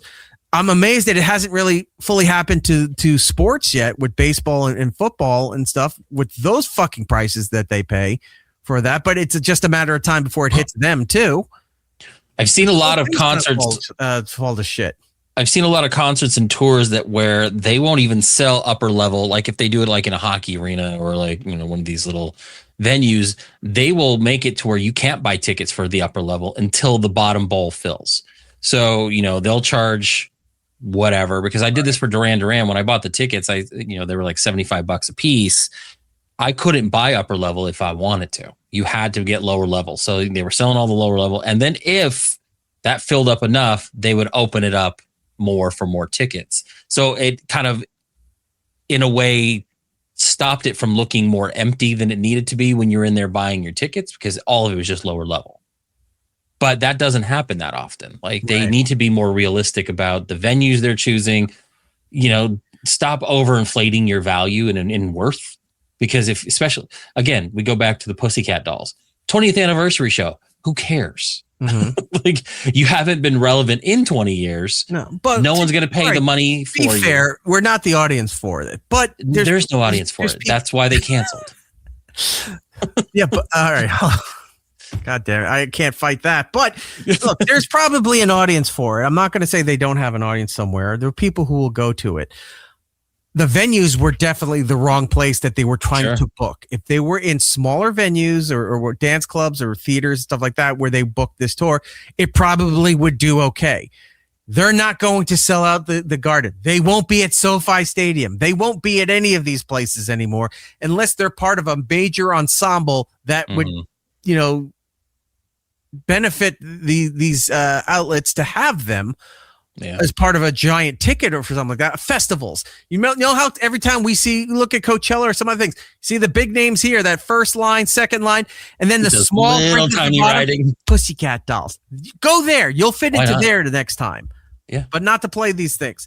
The whole thing's collapsing. This blue dot syndrome is now becoming a trending buzz term that's going around there. But it's exposing a lot more of this stuff. And between that, the Newsweek article with WWE, that's also circulating more because of their ESPN stuff. So it's not just like, well, that's wrestling. There's ESPN at play. There's Netflix at play. There's a lot of TKO UFC at play with all of this stuff. UFC's been getting a lot of criticism for the way that they corporatized and advertised all their shit, and the prices being too fucking expensive that they don't want to have it in the United States half the time anymore, because people don't want to pay for it. So this is just kind of snowballing and building up to a bigger thing where tickets for any kind of live venture are not going to sell well. And the mentality of everybody is going to be soured to go to anything, not even just concerts, anything that has a big social gathering for an event. People are going to go, I haven't been to an event in forever. I don't really feel like going.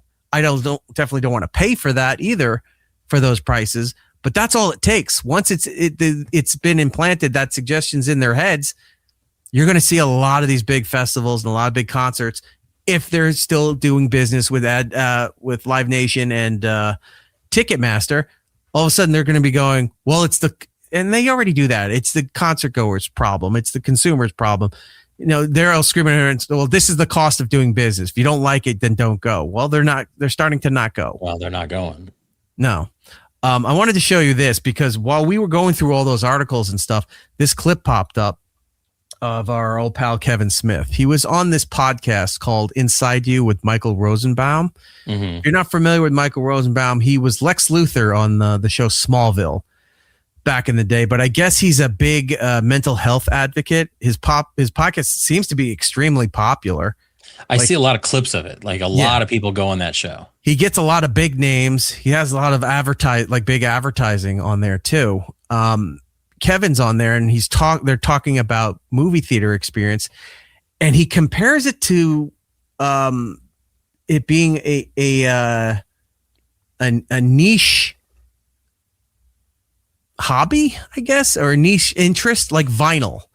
Vinyl used to be the main source of your main platform for your music. until cassettes came.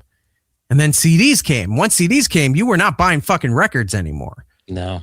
But there's been a boom in vinyl for the last couple decades because of the collector's value and free record store, or was it Record Store Day, where they had free albums and other shit that were coming out, exclusives, all and kinds of stuff. Right. So it became more of a collectibles thing, like Funko, like Pokemon cards, like any of those kind of things. It just became a collectible situation, not necessarily vinyl is really the main, a media platform that people are wishing to hear stuff on now. Take a look at this here and then tell me your thoughts on it. Movies right now that, most of the times they just go right to streamers, these big movies. Does it upset you? Do you want more movies in the theaters, or do you think there's a bigger audience and so be it? Nothing about entertainment really upsets me, particularly like how movies are consumed. Now there are different avenues by which to distribute a movie and have your work seen, far more than when I first entered the business. So there are more tools to be able to make films as well. Now there are more places to carry all that product. And so you'd imagine like, oh my God, everyone's going to find a home. But it's not necessarily the case. In fact, it's become more competitive because the business is constricting because of the streaming model, where suddenly the audience is like, we lived through a fucking traumatic hopefully once in a 100-year pandemic. And suddenly, we were happy to be able to watch something on TV. And then we realized the comfort of like, well, if I spend a little bit more money, I can watch any movie I want on a big TV in my house, on my couch. I don't have to be in public or anything like that. And slowly people have kind of moved away from the mass cinema going experience. I discovered that by buying a movie theater, by owning a movie theater for the last year and a half. The opening of The Nun 2, one creepy person sitting by themselves on Friday night watching the movie. Because film exhibitions in the toilet. Because I like the theater. I like to go. Sure, but you know what? Looking around here, are you the type of individual that also like? How bad do you want that Jason mask that's sitting next to him? Yeah, I've been eyeballing it ever since he was doing that one shot. Like vinyl? I have vinyl. Place for that. Some people. I'm also looking at the Indiana Jones stack. Yeah, right next to Michael. People are like, hey man, is that a Pez dispenser? Yeah, no, that's too big to be a Pez dispenser. That's a big. Is it a bobblehead? Like some kind of bobblehead, or maybe like a miniature, like with exaggerated features. But it's I would totally buy a Jason Mask Pez dispenser. Oh yeah, that would be cool. They should do a horror line. I think Funko does Pez dispensers. I have a bunch of them from like they do Kingdom Hearts and Disney. Yeah, they do a few. Oh, okay. And vinyl, I swear by it and shit. Cinema is going to become vinyl, which is like, it's never going away. But you keep looking at what's happening to multiplexes around the country. They're closing their 300-seat venues, their 200-seat venues, and they're putting in those couch chairs with the feet that go up and stuff like that. So suddenly you go. I will admit, I do like that. They're so comfortable. I like it better than the when you walk in there and there's just a huge crowd of people. I love those big plop down bucket style, like IKEA chair seats. Yeah. Where you sink into it. Then you got to hit that button to raise your feet and it's squeaky. So you're like, some of the theaters, I think it was Cinemark. You have the button that raises and lowers. It also has like a seat warmer, like the car does. See, that's the thing that I can't get behind because the theater. I don't like that. I don't like being hot. It's never been cold enough for me to ever warrant something like that. Well, they sell, like I said earlier, they sell the blankets. So you can have a blanket while you're watching the movie. It makes sense they have the seat heater there too. I would like the other one when I found out my mom bought her car. Yeah, the cooling ones. Yeah. I was like, they make that? I had no idea because I haven't had a new car in forever. And I was just like, they make seat coolers? I'm like, it's about fucking time. I want that in my next car. I don't give a shit about the heater. I want the seat cooler. But anyway, I need that for the steering wheel. Those seats, it's not even, remember, what was the not Texas Alamo, Alamo Draft House. Yeah, it was the Alamo Draft House. Are they even still around? In limited quantities. Like they filed for bankruptcy. I know all the Arizona ones went out. But they started, they still have bit, like when they did that restructure, you still have some in like Texas and stuff like that. Some of them in Washington, DC. Like they're around still, but it's not as much as they used to be. That used to be the model everybody was looking at. It's like, look at that. They have They got tables, you got menus, you got drink service, you got all this stuff. That's the way. That's where a lot of theaters went to now. Yeah, that was going to be what saved the movie theater industry. It's like you can sit there and have essentially your dinner and a movie at the same place while doing it, which back then made a lot of sense. You're like, okay, seemed like a natural evolution for the movie theater industry, but they were not financially able to maintain it. Like they were going bankrupt very fast because I guess the food was too expensive or the alcohol was too expensive, or it was a little pricey to do something like that. Right. So that kind of went away. The seats he's describing here about the flip seats and everything. Yeah, they took out all those stiff baseball stadium style seats where you could fit through and they put in comfortable seats. That's definitely the way to go. People want to go to, if they're going to a movie theater at all, where it's like your living room couch. They want it to feel like a lazy boy recliner. They want it to be comfortable. If people are falling asleep in the movie theater because it's cold and dark and the movie's on, that's a compliment to the movie and the theater. It's like, well, people keep falling asleep here. So they feel it's just so like what? home. They got your money. You got your money. Who cares what they're doing with their time? Remember, except the jerk off blankets. Maybe you know how the theaters have those night vision cameras in the theaters where with that filter or software where they can tell if somebody's trying to record something like with their phone. I forgot what it's green something. I forgot what it's called, but they have that stuff there. And you used to see those clips show up every now and then, or like on Access Hollywood where people were trying to leak cut scenes from credits and or the ending or whatever. They try to do it as a deterrent, right? But nobody fucking cares. It's like, oh, you threw me out. It doesn't matter. It's like the FBI warning on the front of a VHS tape. Fuck you. I'm still. I already live streamed it on Twitch. I can't take it down. Sorry, I just won't come to this theater again. But now imagine they released like the hidden footage where they're just zooming through the theater. Oh, they used to do that with horror movies where they'd show the it's like we showed them the most scariest movie. They wouldn't even show you the trailer. They just showed the reactions, like they'd flip out, the popcorn would go flying, whatever. But you would just see the slate of the name of the movie, but you never saw really anything about the movie. Now, if they show you there and it's just people passed out, rolling. Somebody's holding their phone, it falls onto the floor. We can't do it now because you'd have like one or two people, but then the rest of it would just be empty seats. It's a bad look. We showed these 4 people. Now, I would go if I could have the screenings in those theaters where it's like make it super cold, give everyone blankets. It's a promotion. Look for the people with that software where they're falling asleep, and just put that all together and put that as the trailer and go. Awesome. This is such an experience that it feels like you're at home where everyone's falling asleep or comfortable and all that. That's what I'd put out there. No one else is doing that. Do that. Put out clips of people falling asleep to your movies, and I guarantee you people will come and at least see that movie. I mean, I would be interested to see. Yeah. All right, let's go back to this. Seat venues, they're 200 seat venues, and they're putting in those couch chairs with the feet that go up and stuff like that.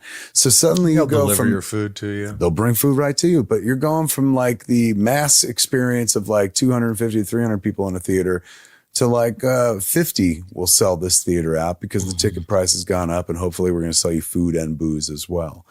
That model seems completely fucking untenable. And I think that's why AMC, big companies like that, they're sweating and they're going like this up and down. The business still hasn't completely righted itself post-pandemic. Yes, Barbenheimer was great for things and whatnot, but there's not a Barbenheimer every week. But also having 2 major strikes when everything started to open up. That's what was it, 21, 22, 20 might have been 22. It was like 2 years ago.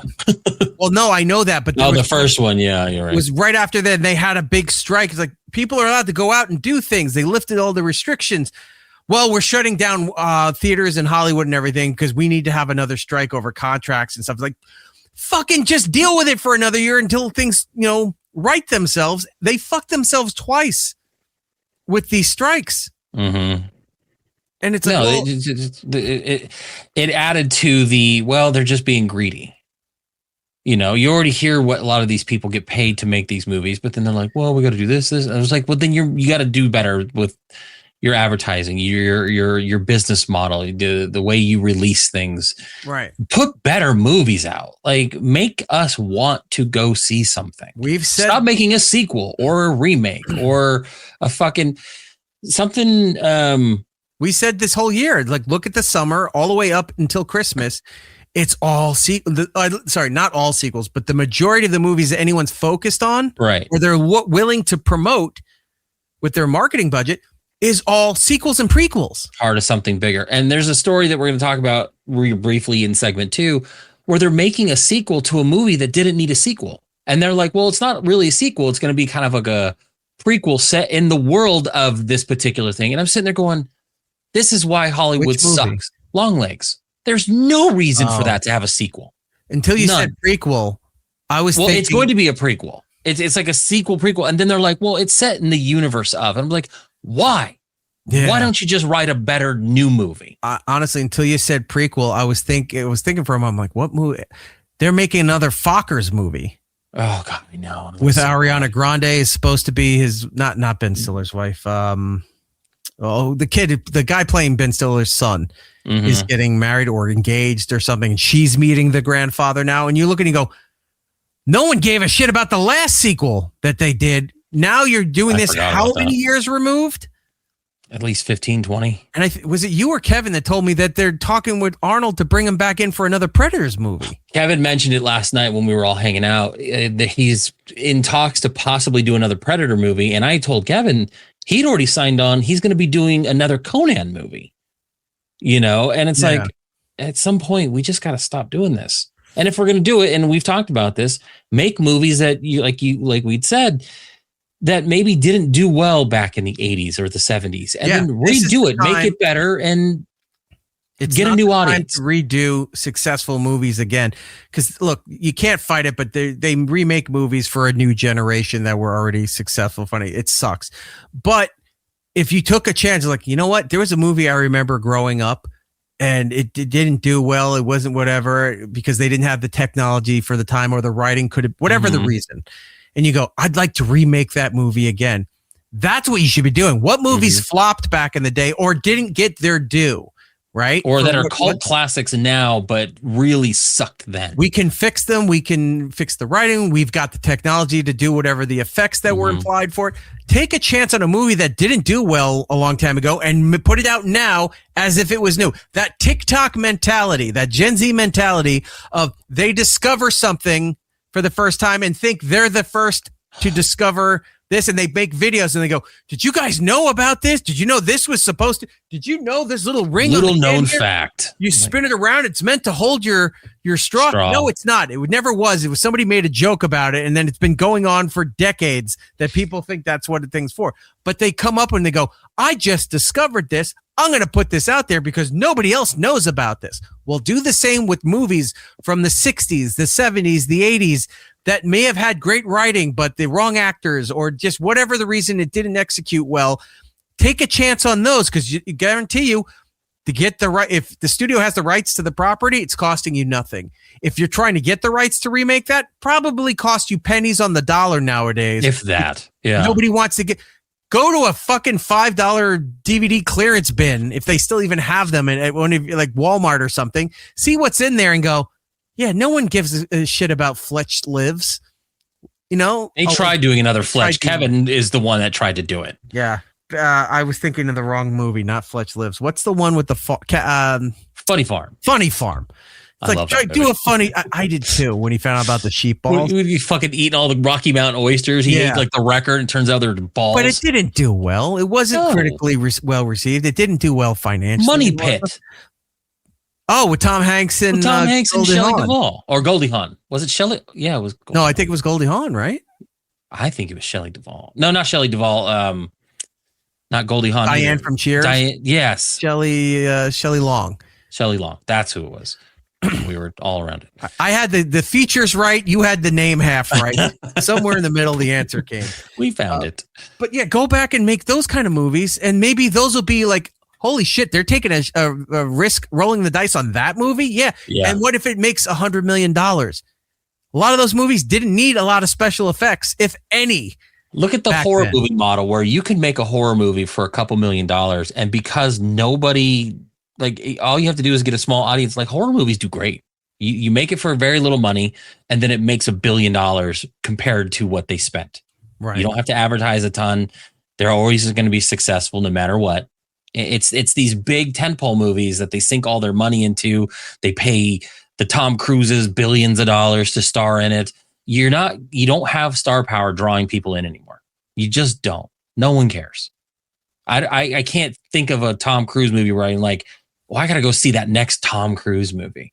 No, because it's just another Mission Impossible at this point. He's got another Top Gun movie they're working on, or at least he said he's looking to get it done. Yeah, Top Gun 3 is in the works. They're re-releasing Top Gun in the theaters this summer because they're just running out of ideas. Yeah, but all right, I'll give you this exception. Maverick saved a lot of the movie, and Maverick was Top huge. Gun Maverick came out. That's one of the rare times that a sequel was actually didn't seem necessary, but was welcomed at that time because nobody was just doing fucking straight action, popcorn, dumb movies like that where it's not even a particularly good one and stuff, and you're like, this is what people have been missing. Yeah, we just want something to turn our brain off and fucking enjoy it. And it recognized Taiwan. I know that was a big issue too. Wow, shit, you're right. Chip is bringing up a movie that I actually really loved as a kid. Robot Jocks. Well, you spelled jocks wrong. It's actually with an X because they were way fucking cool. So it was another like Canon film. Canon being run by Golem and Menachem. Menachem. Critic. Remember? They're the same. They're the same company that did things like American Ninja or Masters of the Universe, things like that. They made shitty movies on the cheap that people loved as a kid that are terrible. Nobody loved Masters of the Universe. I love Masters of the Universe. That movie sucked so many bag of dicks. Oh, you play the tones. It was terrible. Fucking love it. I remember seeing that movie in the theater and getting really upset because it was nothing like they were selling toys, man. They had to get new characters. Nobody bought the fucking movie toys. What was the one character that was in there? The little wizard thing? Yeah, Gwildor. Yeah, nobody gave a shit about Gwildor. They wanted to see Orko, and they didn't put Orko in the movie. Yeah, but it was played by Billy Barty, famous midget of the 80s. Don't care. Billy Barty was also the camera guy in UHF. Remember for the nanny, Fran Drescher? I loved it. Yeah, he was the guy. He was the guy with the camera. All her news shots were just like looking up her dress there because he was only like 2 feet tall. He couldn't fucking get higher. All right, back to this here. Here, let's rewind it a little bit to figure out where we are. By the way, I keep looking at that Pez dispenser thing. Old Restless. The excitement in Eric's voice over the Pez dispenser. Yeah, you gotta.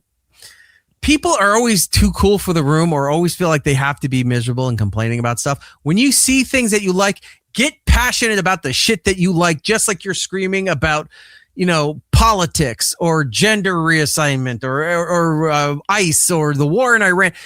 All the negative shit or the important shit, I guess, that people scream and yell and are divisive on.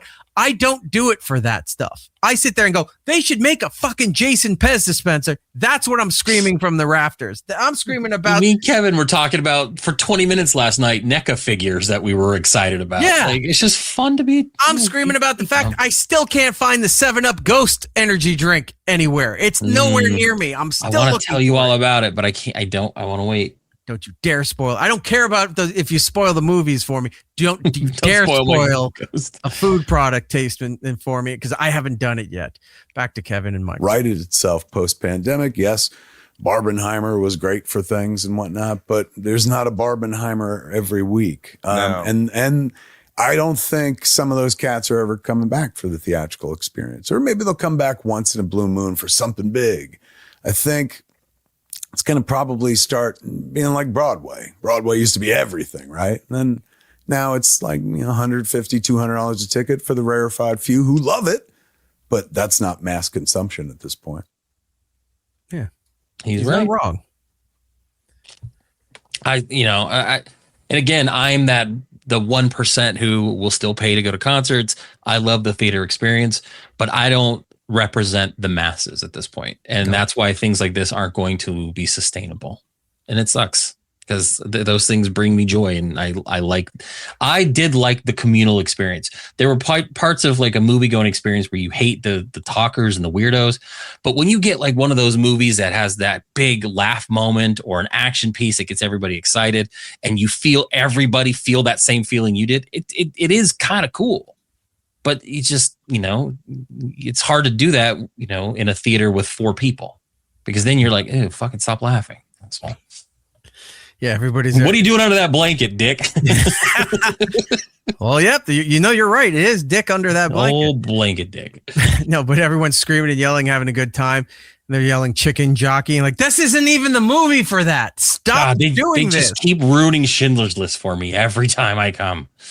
Could you imagine the chicken jockey excitement with the little girl in the dress going, go home, Jews, or go, whatever she was screaming at them. They're all chanting that. It's like, oh my God. They're doing the fucking Michael Jackson moonwalk. They're throwing popcorn everywhere. The little kids yelling, go away. One more name.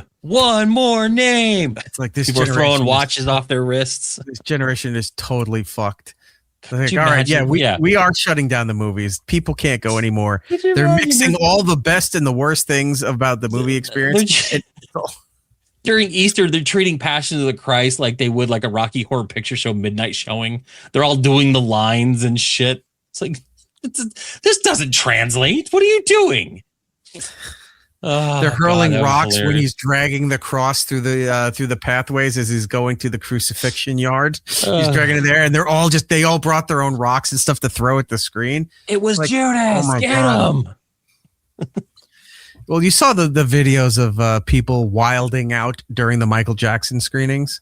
Oh my God. They were all dancing and being weird, and some people weren't leaving. The movie was over, and they were all doing sing-alongs and dance parties and all this shit. And I was like, I think it was one place that did this, and they just took it from different angles, saying it's sweeping the world, Michael Jackson fever. I want to see the movie, but I don't think people are going chicken jockey nuts over the Michael Jackson movie. Bubbles. But then again, what do I know? Fuck them kids. Am I right or am I right? You're right. Fuck the kids. What do you know about fuck them kids, Jordan? Well, I tend to say that in any situation, especially when I'm at a grocery store and they're asking me to donate to, the Cancer Society or the Heart Society for the kids, or like, wanting or like when you're in Taco Bell, you're like, you want to round up for the education, especially if my kid's in the car, I'll look at my kid and I'll go, no, thank you. And then she looks at me and I look at her and I go, fuck them kids. And it brings me joy every time. I just did it the other day. I do it walking out of a store when they're trying to raise money for instruments for like a music competition for their school. Oh, and you just fuck them kids. And you just walk away. No. That girls selling Girl Scout no, I can't even lie about that. I buy out half the table. Yeah. Girl Scouts are okay. Everyone else, fuck them kids, right? Fuck them kids. So you were telling me that about the fuck them kids thing. And I said, that's weird, because I found this clip a couple weeks ago. We never got to it, where this guy's just interviewing somebody, some black dude on the street, and he's just rambling off about fuck them kids. Yeah. And I said, did you see this video? And you go, no, it's just something I do with my daughter. And I went, wow, that is a bizarre coincidence that I had this and you're telling this story. That's awesome. Take a look at this. People are having fewer kids this generation. Because kids ain't shit. Kids ain't the future. Fuck them kids. Them motherfuckers need to burn this bitch down and start all over again. What are we, man? Fuck these kids. Have you seen these kids? There's like 20 kids that run up in like stores and just rob people and take out safes and do dumb shit. Get rid of these kids. These niggas. And you want these kids to have kids? Are you serious? Yeah, they're the future. Fuck them kids. Don't fuck them, but fuck them. The fuck? Guys, that guy is my new favorite person in the world. Because I agree 100%. There's many drops that we're going to pull from this thing here. Oh, that's my. But I think it's worth another viewing. Why do you think people are having fewer kids this generation? Because kids ain't shit. Kids ain't the future. Fuck them kids. Them motherfuckers need to burn this bitch down and start all over again. What are we, man? Fuck these kids. Have you seen these? I like that. Man, fuck these kids. Man, all this has got to be isolated for drops. Kids, there's like 20 kids that run up in like stores and just rob people and take out safes and do dumb shit. Get rid of these kids. these niggas. And you want these kids to have kids? Are you serious? Yeah, they're the future. Fuck them kids. Don't fuck them, but fuck them. The fuck? Yeah. That's my favorite. He's like, the fuck? No, I 100% agree. Yeah. I agree with this man. And he is my new favorite person. Because he's right. He's right. I was actually thinking about and talking about this the other day, where there's this local shopping area that is now about to ban electric scooters and electric bikes from being on the premises, because all these kids do is ride their stupid shit through, and they're getting in front of cars and they're just milling around, where they had to institute no matter what day it is, it's not even a weekend thing. After 6 p.m., you can't be in the store without an adult if you're under 16. And I'm like, the fucking promised land. I love that. So you can't go to Target and fuck around in the toy section being a fucking hooligan during the summer. Fuck them kids. Well, fuck them kids, man. Fuck them kids. That's almost like the smoking ban they're doing in the UK. Mm-hmm. If you were born after 2009, you're not allowed to buy cigarettes ever. Yeah. But if you were born before that, you're allowed to buy tickets. Cigarettes. It's like, oh, so my brother, who was born 2 years in front of me, he's allowed to smoke all he wants, but I'm not allowed to buy tickets. You get contact highs. So then you look, I get the restrictions and banning on certain things with smoking, what have you. But when you're an adult, you should be able to just do whatever the fuck you want, right? So if you're over 18, over 21, buy all that stuff. If you're saying, well, these are, put all the warnings on there. If you ever go to the airport in the no frill stores where they sell the giant cartons of cigarettes, whatever, they got the big black death stickers on there telling you how this is going to kill you and ruin your that's nice family for generations to come. But people are still buying them. In Germany, when I was there, all the cigarettes were behind the cashier, like at the Aldi or whatever you were at. On theirs, it's not even a black warning label like this could kill you. They have people with lung issues, black lung. You have people with missing jaws with smoke, the chewing tobacco. They're showing you what's going to fucking happen to you if you want it. Yeah, they'll still sell it to you, but it's gross. Yeah. Yeah, I'm like, ugh. That guy, I was thinking too, that guy who was like the fucking kids, he's the male equivalent of this. Baby, I got the right to bear arms, and I'm going to bear them. These hands are rated E for everyone, and y'all can catch them. Same kind of mentality, same cadence. Fuck them kids. And then he starts beating these kids in the face. That'd be great. I played that because I have something else I want to show you, but something popped up in here. Where did the chat? Oh, there it goes. Nope, that's not it. But yes, who doesn't like a beef martini? They're fantastic. This guy, he's been here since the beginning. Jesus fuck, you're still broadcasting. Yes, Adam, and you're still here, and we appreciate it. So hit the like button, hit subscribe, and we'll see you throughout the rest of the show and next week when you come back and do the same things. How dare you? How dare you indeed. Now, we talked about, the Gen Z mentality, talk about fuck them kids. I didn't realize that I was building up a little stash of Gen Z related videos about how they talk and their whole thing here. So do you want to meet a Gen Z girl for lunch? Do you want to see a Gen Z girl talking to another Gen Z girl? Do you want to see Gen Z's version of the Titanic? Or do you want to see Gen Z doing flight announcements? Let's go to lunch. You want to go to lunch? Okay, this is going to lunch with a Gen Z girl. Here we go. I'm happy we're finally getting lunch. No, because same. Okay, cool. The salad is giving. It's giving leaves, it's giving greenery, it's giving tea. That part. What part? Just like that part. What'd you get up to today? No, because I low-key just bed rotted and doom scrolled. Oh, all right. I spent the morning writing. What? I just want to die. That's not. That's not what? Just like that's not. Yeah. The salad is so good. Are you alright? Oh. Ooh. Wow, I haven't seen our waiter in like 30 minutes. Clock it. Clock it. Clock what? Clock it. I'm skinny. Skinny for this. When I saw this video, right? There's still more. I feel stupider. Yeah, it gives. I feel like when like Happy Gilmore gave his big fucking, or not Happy Gilmore, Billy Madison gave his big answer, and that guy goes, "We're all dumber for having to listen to this." Like this is that. I saw this video and I go, "This can't all be this." I was somewhere. I don't remember where it was. I was somewhere listening to what's around. See what she's doing with her finger? I've seen this. Ugh. They sit there like this. They're on their phone wherever they're sitting. And they do this. And I'm like, that's a thing. It's why? Like I don't know. They don't have full sentences. They just kind of stop. It's like it's giving and then they're done. They're fucking idiots. They're all. God, I'm so happy my daughter is not like she has like her moments where she'll do something, but she is not like this. And it makes me so happy that at least I feel like I'm doing something right. Because that's ridiculous. Like this is stupidity. You're dumb. Yeah, they're very dumb. I'm looking for that Pretty Retard drop because I haven't played it in a while. I know I had it here somewhere. Damn it. Did I move it? I moved it. Oh, well. I have this one. The next time you're mad at a woman, just remember, she's probably retarded. It's not her fault. There you go. Oh, sorry. I'm just going to do a little doom scrolling if you don't mind. Oh, in the middle of lunch? No, because I'm feeling like low-key overstimmy right now. You calling me. I hate the low-key thing. Low-key. Because you see it all the time and they say, I'm like low-key into this. They always need qualifiers or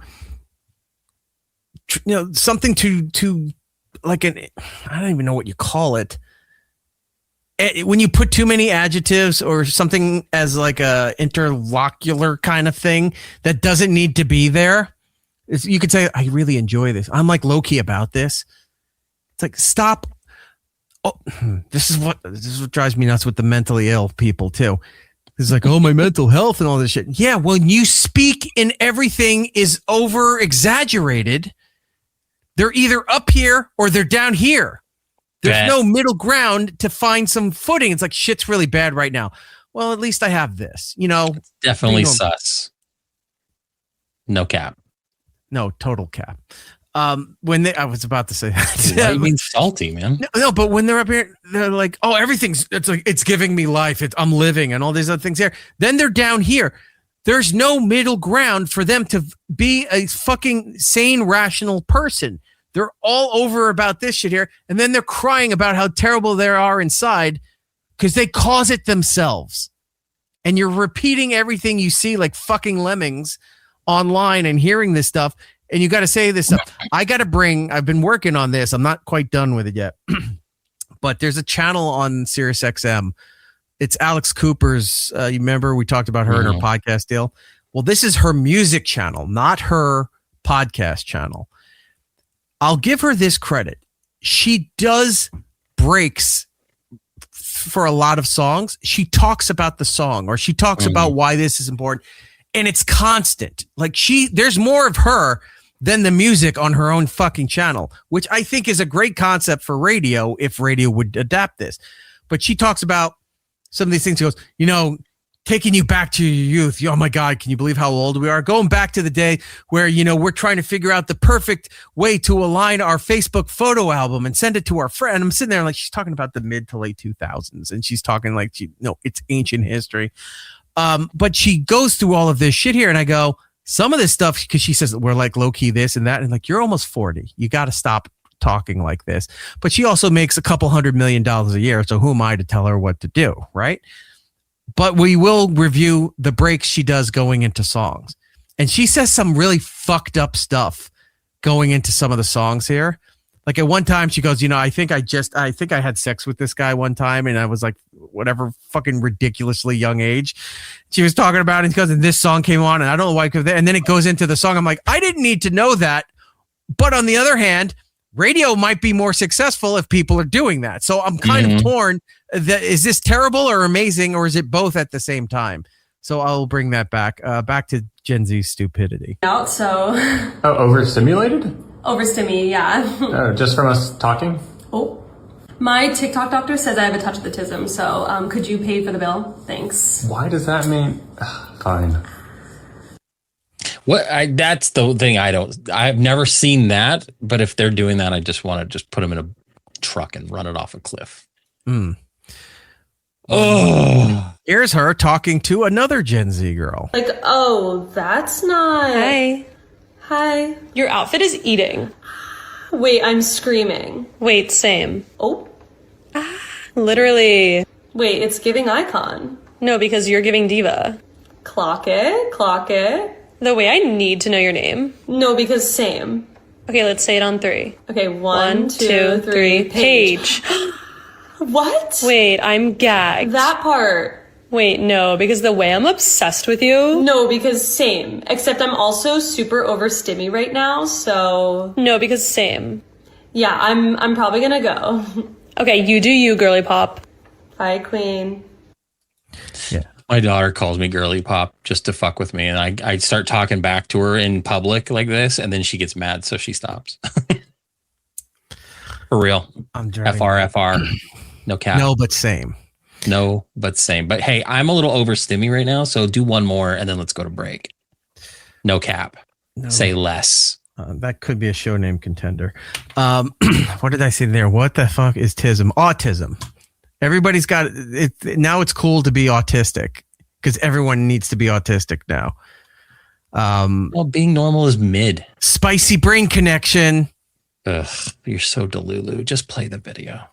All right. Here's what Titanic would be if it was made by Gen Z people. Wait, I'm screaming. Literally say, may this trauma never find me. It's Loki found you. I love your light belt. No, because it's giving buoyancy. Clock it. I'm literally shaking. That part. I'm highly over stimmy right now. No, because silently pissed. Is he bothering you, Queen? It's giving misogyny. On God. First in my bloodline to witness this. The on God thing bugs me because like growing up for me, that was something that fucking like the RZA would say it in the Wu-Tang. And now I've got a bunch of white kids saying on God and I just want to punch them in their faces. Well, Jordan, you may have forgotten that Wu-Tang is for the children. It is for the children. I do tend to forget that. And we'll end with this is, Gen Z is in the working age periods of their life.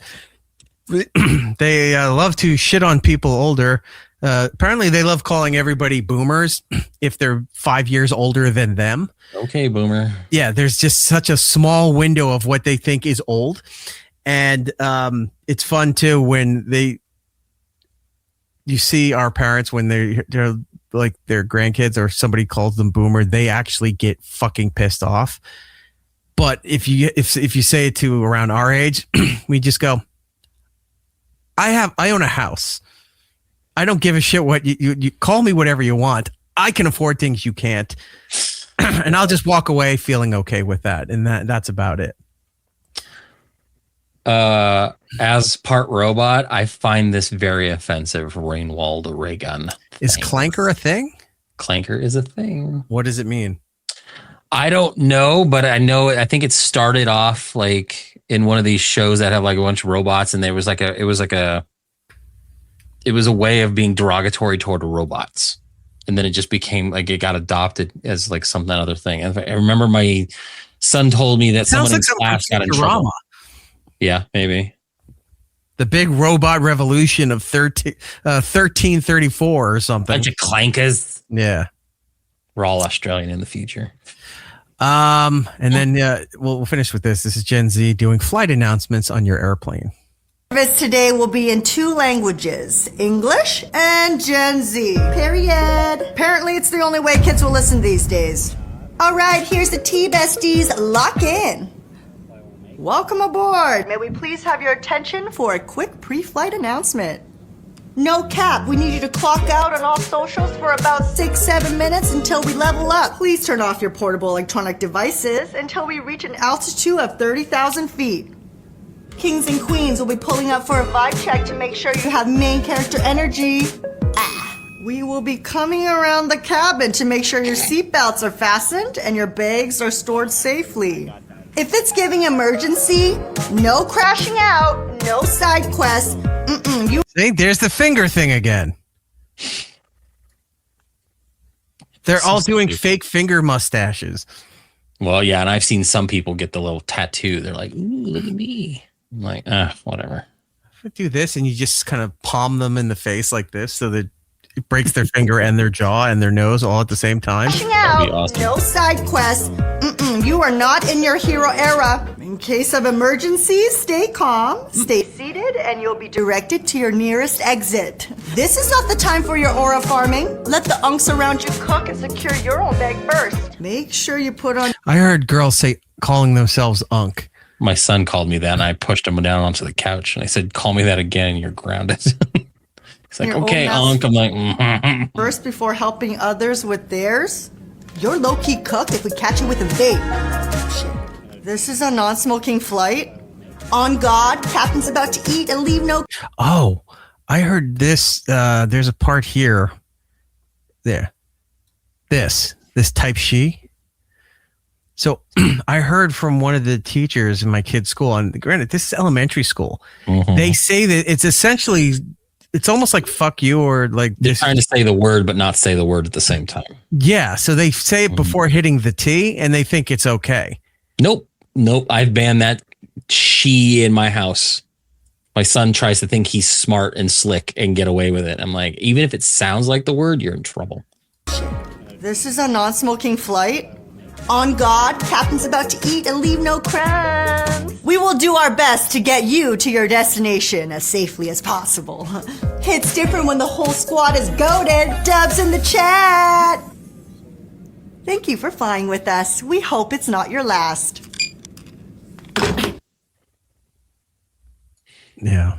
I feel dumber. I feel really stupid now. Well, the way they talk is so out of pocket. Look at it this way. If you have kids, yeah, you feel bad that this is what they have to deal with. But also, if you don't have kids, you can feel happy as you going into your older years, knowing it's like, holy shit, I don't have to deal with any of the fucking problems that they have to deal with. It's all on them now. Here you go. Have at it.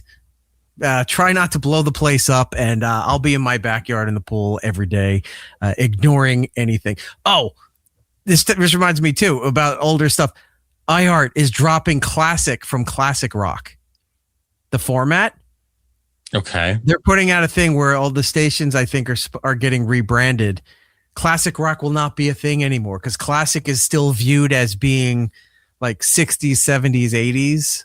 When I think of classic, I think that too. And then when they play Green Day, I just want to slip my wrists. Right. Well, Trevor Station in New York is Q104, and it became the rock station or New York's rock, whatever, a long time ago. But it used to be New York's classic rock. The classic stuff doesn't apply to anybody anymore. Like our generation doesn't give a shit about classic rock, but the music they consider classic rock now is the stuff we all grew up with. They're dropping that as if that's going to increase market awareness and perception. It's like, no, it's a rock station. Really? Because rock music's not popular right now. Even artists out today, no one talks about rock as a predominant music format. Rock it's not or roll. It's not completely dead, but it doesn't have any traction, any awareness as pop, K-pop, that crap that they call... it's not even hip hop anymore. What is it? I'm forgetting what it is, but it's the latest evolution of hip hop that even older hip hop people can't fucking stand. And it's past the mumble part stuff. It's where the song starts and ends, and it's just the same fucking thing all the way through. There's no bridge, there's no chorus, there's no intro, there's no verses. It's just starts here and ends here, and that's it for like 3 minutes. That kind of slop, as everyone calls shit now. What is this here? Def Leppard is now... I hear what you're doing. Someone has to go take a pee break. Never mind. Sorry, Chris. We got to take a break. When we come back, we'll do segment 2, television, movie, streaming updates, and some video game stuff for you to be aware about. We'll be right back. Go, Pete. More. It's Eric Nagel. It's Eric Nagel. Next.